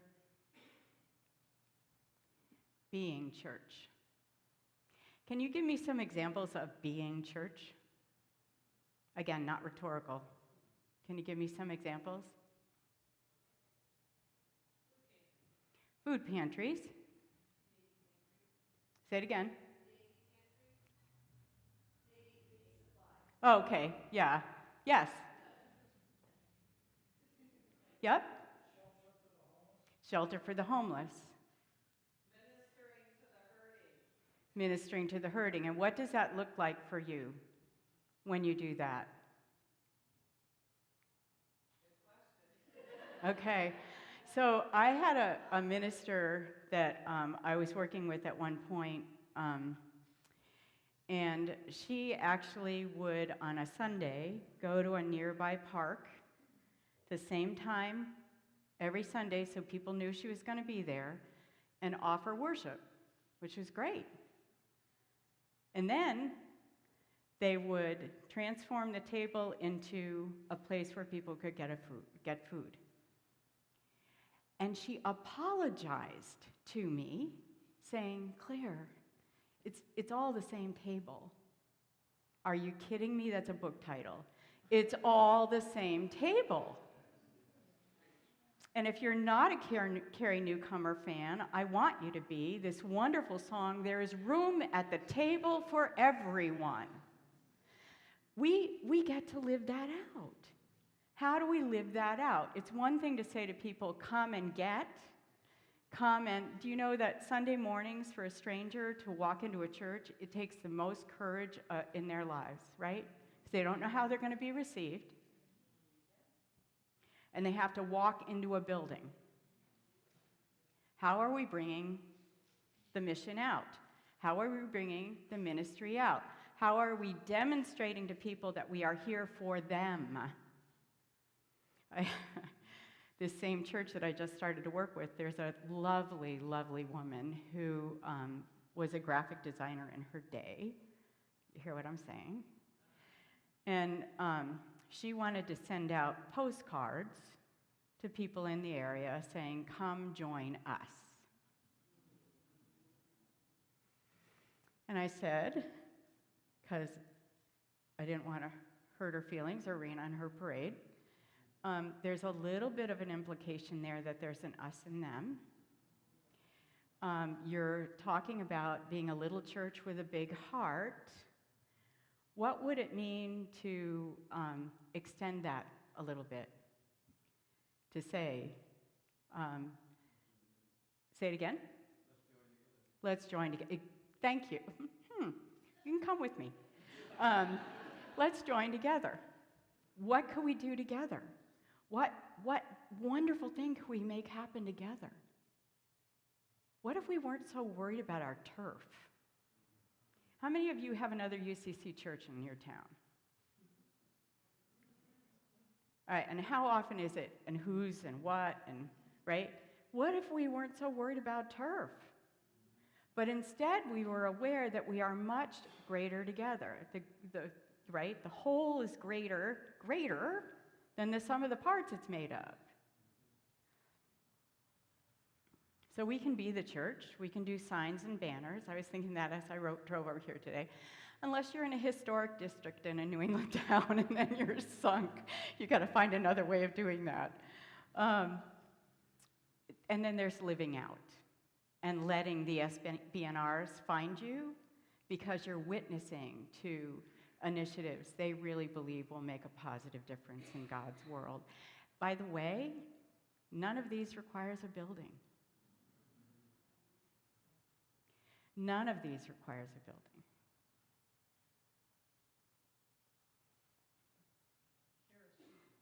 Say it again? That's me. I did say we're not going to talk about same. And what with the buildings? So some of the initiatives that we've been working on, again, throughout the nation. Shared space.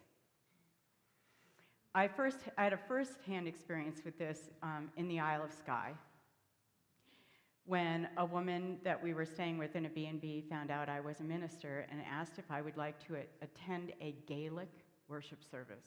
Yes, please.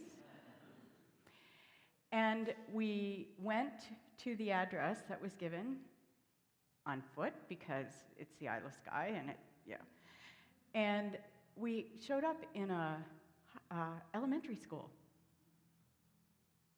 And we were greeted in the hallway and shown in to the cafeteria. And the music was offered by the town doctor, who stood up there with the words, and in time led the congregation in the hymn. No instruments, just heart. No instruments, just heart. Another is a church that I'm working with in Hell's Kitchen, New York. And this is a success story that is like beyond our wildest imaginations. This is literally a building that's falling down around them. Out of which, well, first of all, on the top, the roof, is a garden that grows fresh vegetables it's New York, so when it can. And those vegetables are brought downstairs and used in the food kitchen that is open 24/7, next to the laundry machines that are available to people who need that, which is also next to this huge clothing offering that is available in the winter. That may change. They are literally at the mouth of the Port of Authority, and every refugee or immigrant who is sent from the border ends up on their doorstep. On the second floor, there is a school for latchkey kids, and these kids come in and they get support. They have uniforms, they're there to learn. On the third floor is a pastoral counseling office from a former minister who's very boundaried, by the way, it's okay, and a resource center for women coming out of prison, a resource center for LGBTQ kids who have been kicked out of their homes, and a ministry for getting them on their feet. When you walk in the front door, there's a basket in the reception area for anyone who's wandering in off the street and needs toiletries. The worship space is all movable chairs, and there's lighting. Because it's a performance space, part of how they support their mission and ministry is they have tons of actors and Broadway artists who come in and actually do shows, starting with their teens in schools for the arts, and a portion of it goes to support the ministry. I could go on. Working with Sacred Places, I encourage them to do an economic halo. The economic halo effect measures the positive impact that you make in a certain area, and it quantifies it. Anybody want to guess what their economic halo value was? Say it again? Oh, it is in the millions, yeah. Well, thanks. We'll get there. That's after the renovations. Thank you, Cheryl. So 14 million in this crumbling down, used to be a Polish Catholic church, which when Port Authority came in and decimated the neighborhood, was available for this church to move into and inhabit. This is truly a case of the tail wagging the dog, right? That they worship in there, that they have things going on, and this is a tremendous success story about shared space. Then there's a new thing that's happening in the nation. It's collaboration. That is different than consolidation. All right? When two churches collaborate, they come alongside and they can share ministries, they can share ministers, right? They maintain their cultures, which can be a little dicey to work with, but we work it out. And they serve a wider area and enhance the ministries in that area. There are several churches in several parts of the nation that are exploring that right now because they don't want to give up. They're building their identity, their mission, right? So that's another way to get over the turf thing and instead be greater because you have the sum of the parts. Then there's consolidation. So I tell this story, and every time I do, Cheryl Burke says to me, "Thanks a lot." So I don't know, maybe 2-3 years ago now, the work I did with 2 churches in Connecticut was featured in the United Church. And anyone who had tried consolidations were calling and saying, "How did you do that?" And Liz Miller, who left Michigan Conference, is now serving those 2 churches as their first called minister as a consolidated church. They decided to keep 2 campuses and to do different things with those, right? So they are one congregation with 2 campuses. Some consolidate and they sell one of the buildings, or some consolidate. That's another one that I work with in Massachusetts. It depends. It's not one size fits all. That's what I really want you to hear. It is not one size fits all. We all can do this. Respond to God's call in ways that are creative and innovative. Sorry,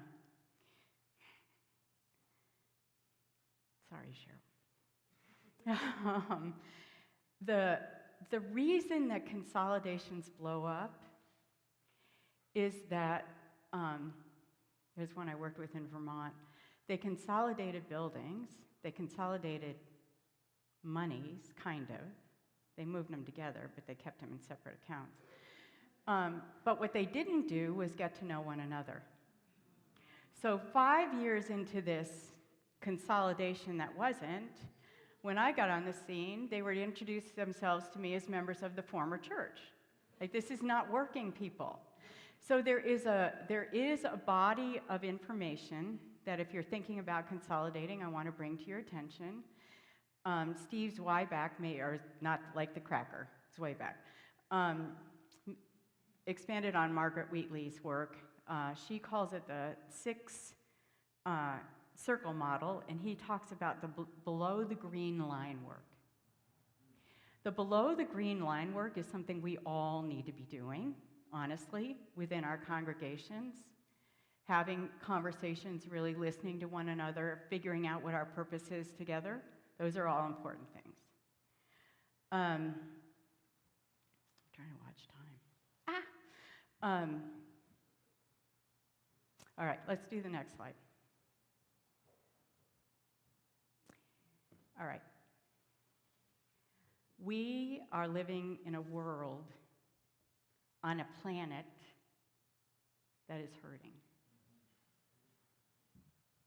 There is honestly plenty for us to do. We don't have to worry about if we're the big cheese in that particular part. Working together, that's where we're going to make a difference. Get outside the tent. Thank you for that image. And move out. It's not a desert out there. Just feels that way when we're talking about what we don't have. What do we have? Plenty. So, with whom? And this is part of what changed in Plainville. We would get into council meetings and I would say, okay, great ideas. With whom around this table will you work to accomplish that? Well, that's our silo. You mean we have to get out? You have to work with each other. Great? So with whom will you work to accomplish this? How will you maximize the many, many gifts that God has seen fit to give you and your congregation and you as a conference? What is your purpose? So I'm going to venture out and give you a thought. I think that our purpose as a people of faith is to be, not be in, God's church. To be God's church. healing, not holding forth, but actually getting in and healing and encountering and living with and hearing and hurting with healing in a hurting world. Honestly, there's plenty to do. And we will do much more if we can do it together. And it will require new ways of doing and being. We are not going back. We can't go back. We are called forward. So, if you'll put up the last one, Peter, and just leave it there. So, if you take a look at the numbers of options that we have, if you are a threshold church, it just means you're in a place where to make a decision, right? And any number, again, did I mention earlier I love choices? Any number of decisions are open to you. This is on our website if you want to go take a look at the full descriptions and stuff. The consolidating we've talked about, the collaborating, staffing patterns, strategic reorganization. I don't mean organizing people out of a job. I mean being strategic about how we reorganize. My answer will not be your answer. Your answer will not be your neighbor's answer. When you take a look at what it means to be on a threshold, your answer will be God's answer for you, and it will be different. Whether you revision, whether you move towards a legacy situation, and too many people use legacy instead of closure. Legacy means taking a long, hard look at purpose and figure out how you're going to make it happen when you are no longer in that building or have decided to do something else. What is your legacy is the question to ask yourself. And all of it is innovating. So if you revitalize, like the church in Vermont, what's your vision? How do you revitalize? What is going to be innovative? These are all just questions for you to ask yourself as you begin to take a look at the very serious question, which I'm not going to ask Peter to go back to. How do we respond to God's call to be church in a hurting world? All those things. How do we, God's call, be church in a world that needs everything we have to offer? And if you go to the last slide again, I'd like to ask you to consider this. Our purpose is to empower thoughtful, creative people and systems towards sustainable change, making a difference in the world, talking to Olivia again, for the good of the whole. For the good of the whole, under God. Thank you. Questions?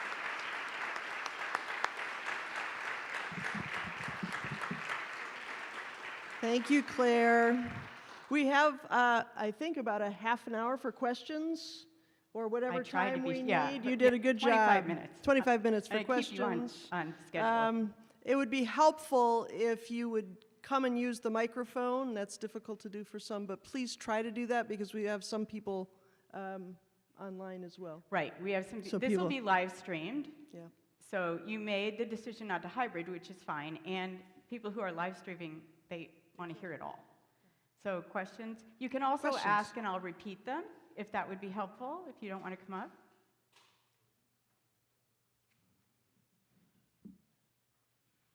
Yes.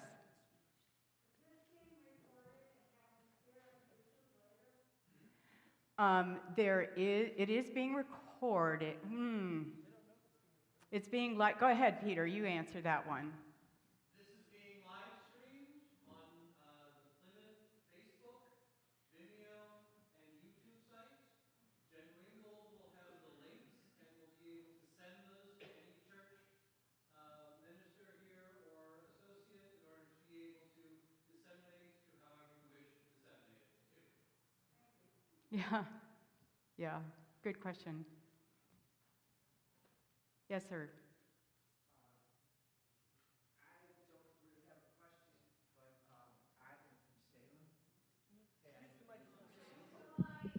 I am from Salem, UCC in Saline. I am the designated pastor, and we are working with you because we are trying to do a joint, not a consolidation, but sharing a full-time pastor between us and the church in Clinton, which is 15 miles away. So we have been working very hard for the last year and a half to try and put this together. What does it look like? What are the goals of both churches? What are both congregations looking for in a pastor? It's been a journey, a long journey, but we have a candidate that we have a second interview with, and so I think we're making progress. And I just wanted to share, I guess, a success story right here in Michigan. Yeah. So thank you. Thank you, Jim. I was not going to offer that up unless somebody in the churches wanted to. Yeah, it's coming to a conference near you, right? This thing, this innovative, creative question that will take you out of the tent is coming to a conference near you. That's the good news. Claire, I just want to say, with New Church Starts, one of the things I learned early on was that they had no idea where they were going. Yeah. What they could see was the next step. Yes. And if they took that next step, then the next step would become more clear.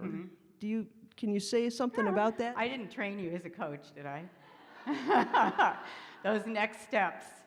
So there is a point at which, when you're trying to figure out purpose, vision, mission, there are times where, particularly when you're doing a new and innovative thing, remember I said not knowing is your friend? The not knowing, right, is part of what lets you do the imagining. And what I will often ask churches that I'm working with, congregations that I'm working, is what outrageous idea have you decided not to consider? Or, what is the thing you keep telling yourself won't work? Right? So we're getting outside of those, what's called limiting beliefs in coaching. And there are times where, one of the things that coaching does really well is help things happen. Because usually we get to the end of the meeting and everybody agrees, yeah, we're gonna, and how many times does that happen? Has anybody ever been with a church where you're still discussing 3 years later when you're gonna, yeah, okay, same thing.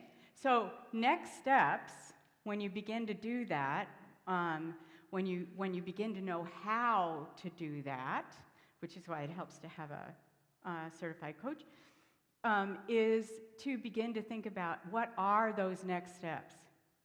And you do it in the group, right? Who can step forward? How will you measure success? That is my huge one. How will you measure success? It's very fine to dream the dream, and we need that. What's success going to look like? How will you know you're on the right track and that you're getting there? So next steps really help with that. And yes, you're right, there is a next step, and then there's a next step. And any of this, what Jim was speaking about, any of what I'm talking about, all has its own developmental cycle. It is not a cakewalk, and you do not get from A to B like this, it's like this, right? So you have to buckle your seatbelt and be on the journey and really answer those next step questions. Thanks, Cheryl.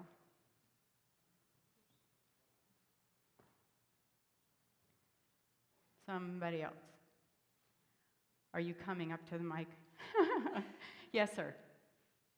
No, go ahead, Shirley. Go ahead. You can ask while she's moving. We're good. Okay. I've known Claire for quite a few years after working with her a little bit, and it's ironic because we had been in conversation for the last couple days and actually reconnected at Synod, and I had no idea that she was talking about the exact same book that I am going through with my church. Oh, cool. And so she's saying all the stuff that this book, $10 on Amazon, I don't get paid for this, but I've not read that yet. I need to read it, apparently. It is all the exact same stuff because it's by It's by Partners for Sacred Spaces. That's why.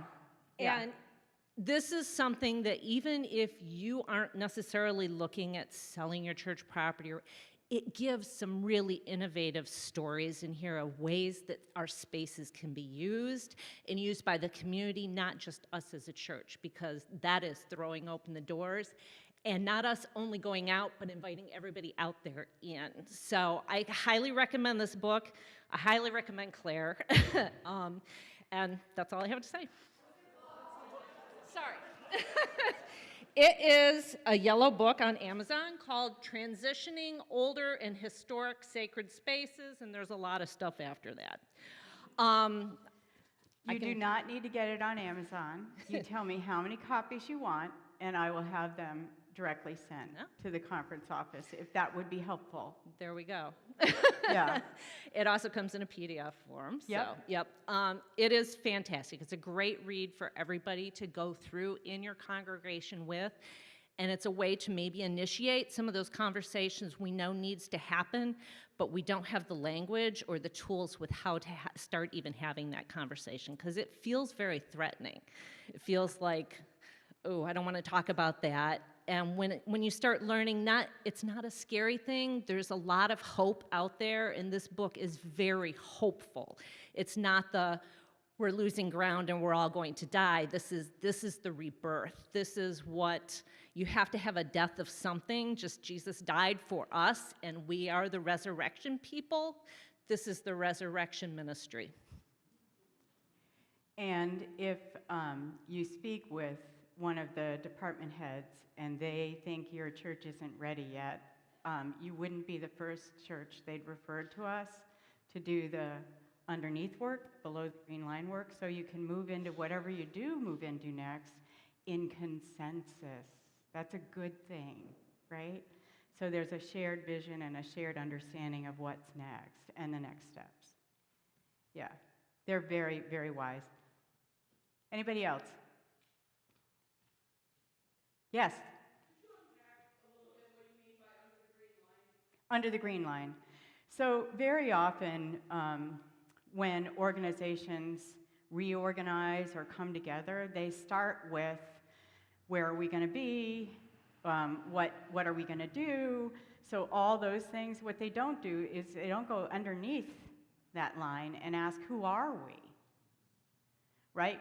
What values do we share? The thing that made the consolidation work in Connecticut was that we spent time breaking them into groups. Each church was equally represented to look at mission, to look at purpose, to look at worship. And that talking and finding out, we did one whole worship service on why. What is your why? And they were astonished to find that they had similar ideas. Right? So the word clouds that were generated out of the work that we did showed them more similarities and difference. That doesn't typically happen. That's below the green line work. Does that help? Yeah.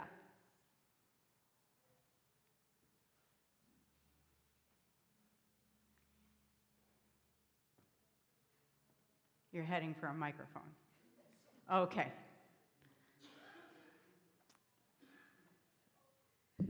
I keep hearing this statement. I keep hearing the statement. I'm spiritual, but not religious. Yeah. Oh yes, I can belong to that organization. Oh yes, I'm going to do this. Oh yes, I'm working with that. But a church, a family of faith, is more than just actions. It's more taking care of each other. How do you comment? How do you invite people that want to be spiritual to be connected? So there's a psychology to this.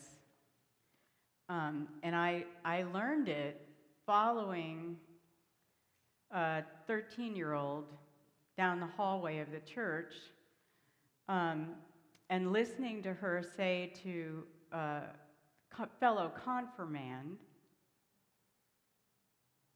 hey, you know what? We were going by in the bus this morning, and I said to the kids next to me, there's my church. My jaw dropped. Her family dropped her off for confirmation class, you know? And what she was pointing to was the banner we had in front, the Be the Church banner, and proudly lifting up those things. So to go to your answer, part of what makes the shift for people from the SB&R to being willing to take the risk to affiliate with a body that has an identity is knowing that the values are shared. And that is a lived experience. So what I'm a marriage and family therapist, among other things, and when I work with a family, I will say a family is a family when the youngest member can say, remember when. They are part of the narrative. A congregation is a congregation when the newest member can say, remember when. And if we are doing our job, we have remember when going on all the time that will include people. And that's part of how that transition happens, is the initiatives create an understanding of shared value and the willingness to declare oneself a part of that, right? So again, you know, all too often I'll hear from people, I don't go to that church anymore, our values parted ways, right? So it's the shared value that makes the identity. And yes, you are right, caring for one another also grows out of that, the familiarity. In this world, it doesn't start there, though. In the world now. Yes, sir.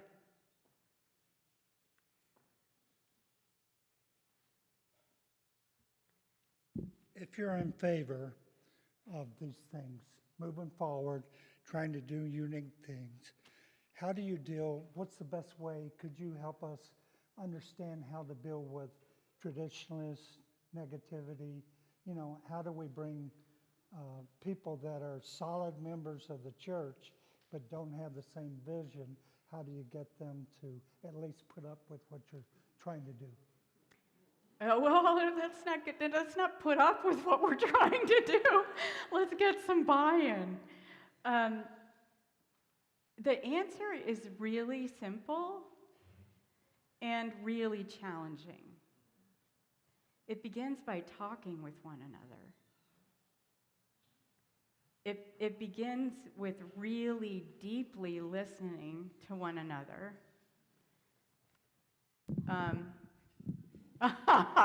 Thanks, Peter. We have a round of applause for that gentleman. He's amazing. I'm not saying this lightly. This is not easy stuff. It means listening to understand. I led worship with an imam this summer who talked about when he went to buy his first house. He's the imam at Middlebury College. When he went to buy his first house in the area, the neighbor said to him, "So are you a terrorist?" Okay. And the way he overcame that kind of prejudice was not by confronting it head on. It was by talking and listening and finding those shared values. And that's what it's going to take. There's a church in Ohio that's developing a ministry it's calling Purple Cloth because they have such division in the congregation between red and blue. Right? So the ministry is Purple Cloth. We all have to be ready and willing to engage in creating Purple Cloth ministry. It means listening to the traditionalists. It means understanding what they're going to grieve. When I start with a church like that, I ask a body of people to please write down what is the one thing. It can be an item, right? It can be a service, a type of service, a practice. It can be anything. What is the one thing that they hold sacred for themselves about that congregation and that experience? And I asked them to write about it. I asked them to talk to each other about it. And then for the next week, I asked them to go and write an obituary for it. an obituary for it. Because if you can't let go, you can't do a new thing. And it is transformative for people, right? There are other questions that go along with that activity, and that activity itself is a very important one. So in the listening, you're going to hear what is potentially grieving and what are the sacred things that actually in spirit you can carry forward. And that will matter. Yeah. I'm Susan Sikulka from Mount Pleasant. So having worked with several congregations with very ingrained family systems and people who have been literally members of a particular congregation for 70 years, one of the things I repeatedly found, I really love your purple cloth idea, that before the grief came the understanding or the question, but Pastor so-and-so told me this. Do you mean that I've been lied to all my life? That I have attached my life and my theology to something that was not true? And had to work through that before we could ever get to the grief. It was like the preliminary step, and I have come across that many, many, many times over the years. Yeah, Do you have anything to what you've say got going to that? on there, though, is actually an intersection of two things. One is a family culture in a pastoral referenced church, right? So Susan Beaumont writes about a lot of things. That, however, you have touched upon an intersectionality that makes it particularly challenging to do these things. I was blessed when I went to serve my very first church, not in Connecticut, but in Vermont, with a conference minister who sat me down when I got there and said, in your first 2 years, you have two jobs. One is to be a lover, and the other is to be a historian. You get exactly 2 changes before you're an outsider. So choose wisely. That is, we're human. That is true. Love me. Understand me. Then let's talk about, right? So when you're coming in as a new person, and particularly when you're coming in during COVID, that's a whole new thing. Taking the time, making the effort to really understand what system have you entered, what developmental phase are they in, what unique challenges does that present to the ability to even begin to ask these questions. So if you try to blow past them, you're going to leave them behind. Does that help? Does that make sense? I mean, you did it.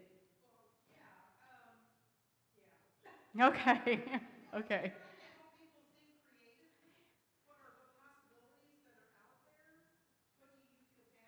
Yeah. But they were locked down because that would require them to somehow betray a previous pastor from 60 years ago. That too, yes. So to take the phrase you used, trying to help people think creatively, first you have to understand who the people are, right? And that's exactly what you're talking about. And what ghosts and what Paul Bunyans there are in the past. Yeah. Yes, sir. So I just want to say thank you for your brilliant work. I've known you for years and years, and I just love hearing what you say. But what do you have to say for the folks who are just tired? They're exhausted. This all sounds wonderful, but maybe they've tried other things before, or maybe they didn't ask those really important questions, and now they're listening to what you're saying, and they're going, do I have the strength to do that again? Yeah, so it change the pronoun, right? It's not I. And remember Jesus. Jesus freaked the disciples out the first time he did this. He went and rested before he went to be with the crowds. Freaked them out, right? So especially now, Lawrence. This is what's happening in our churches. Actually, Lily and I were talking about this last night, is you've got churches going like the Scarecrow in The Wizard of Oz. I'm tired, you do it. With their pastors and with one another. And counterintuitively, it's let's all do nothing while we begin to figure out who are we now? What are we going to do next? And what are we moving towards? There's a really bad metaphor. It's fire, ready, aim. Too many churches are doing that. It's not funny, right? Too many churches are doing that. Let's do something. That didn't work. Now what? Right now, who are we? Now what are we doing? So it really is taking the time to be attentive to what the call is. You may freak the disciples out, but it's okay to take care of yourself. You're going to need that energy.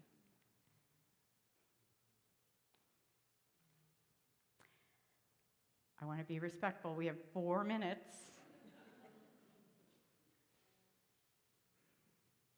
Okay, you'll know how to find me. And I've got stuff with me if you want it, because Cheryl told me you would. So thank you all very much. Thank you, Claire.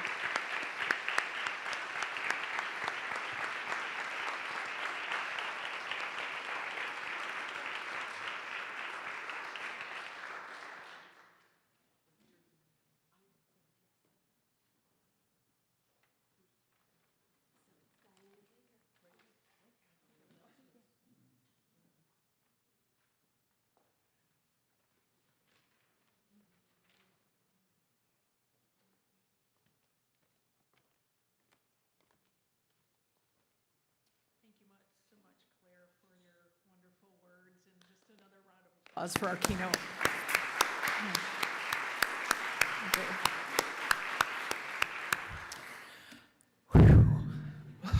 The Spirit. Wasn't this a wonderful day? And I hope you're filled up to here and overflowing now.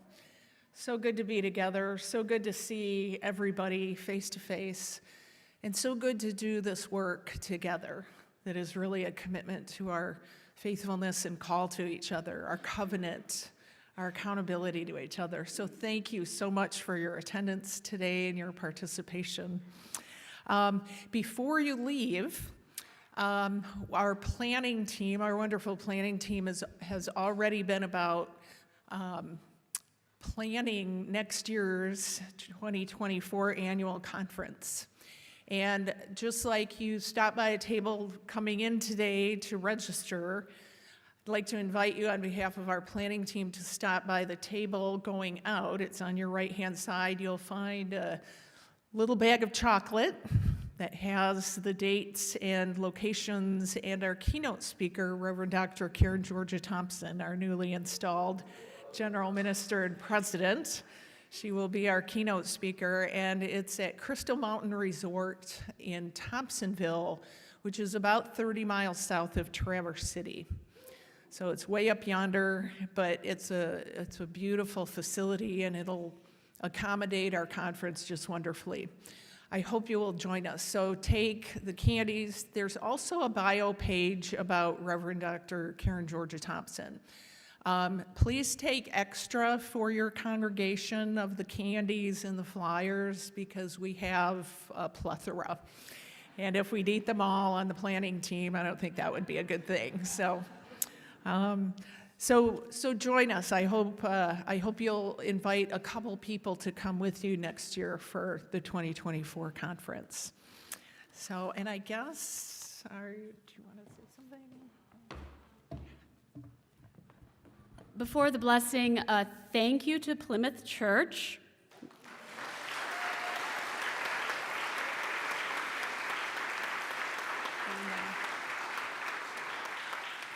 A thank you to each and every one of you who have taken the time to be here. You could have done anything else with your time today other than worship something other than yourself and be a part of a vision for God's future. online, in person. I appreciate all of you. Give each other a hand.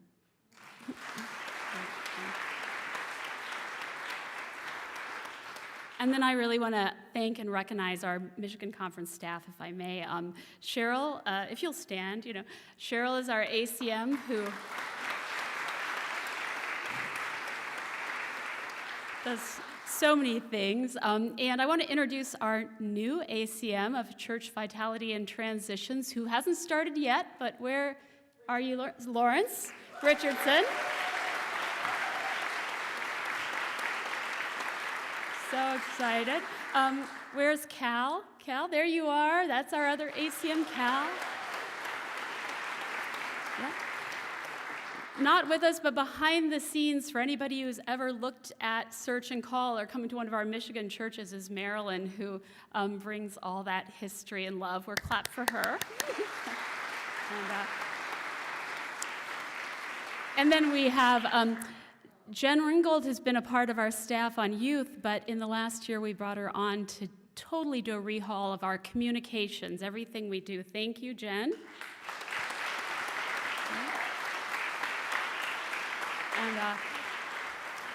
And as I like to refer to her, Lisa Soliari, the brains of the operation, without whom nothing would be possible.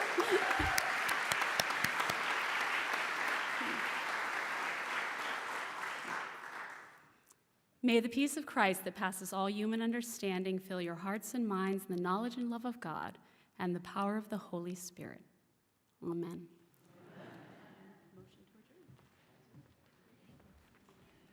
All right, I just need to entertain a motion to adjourn.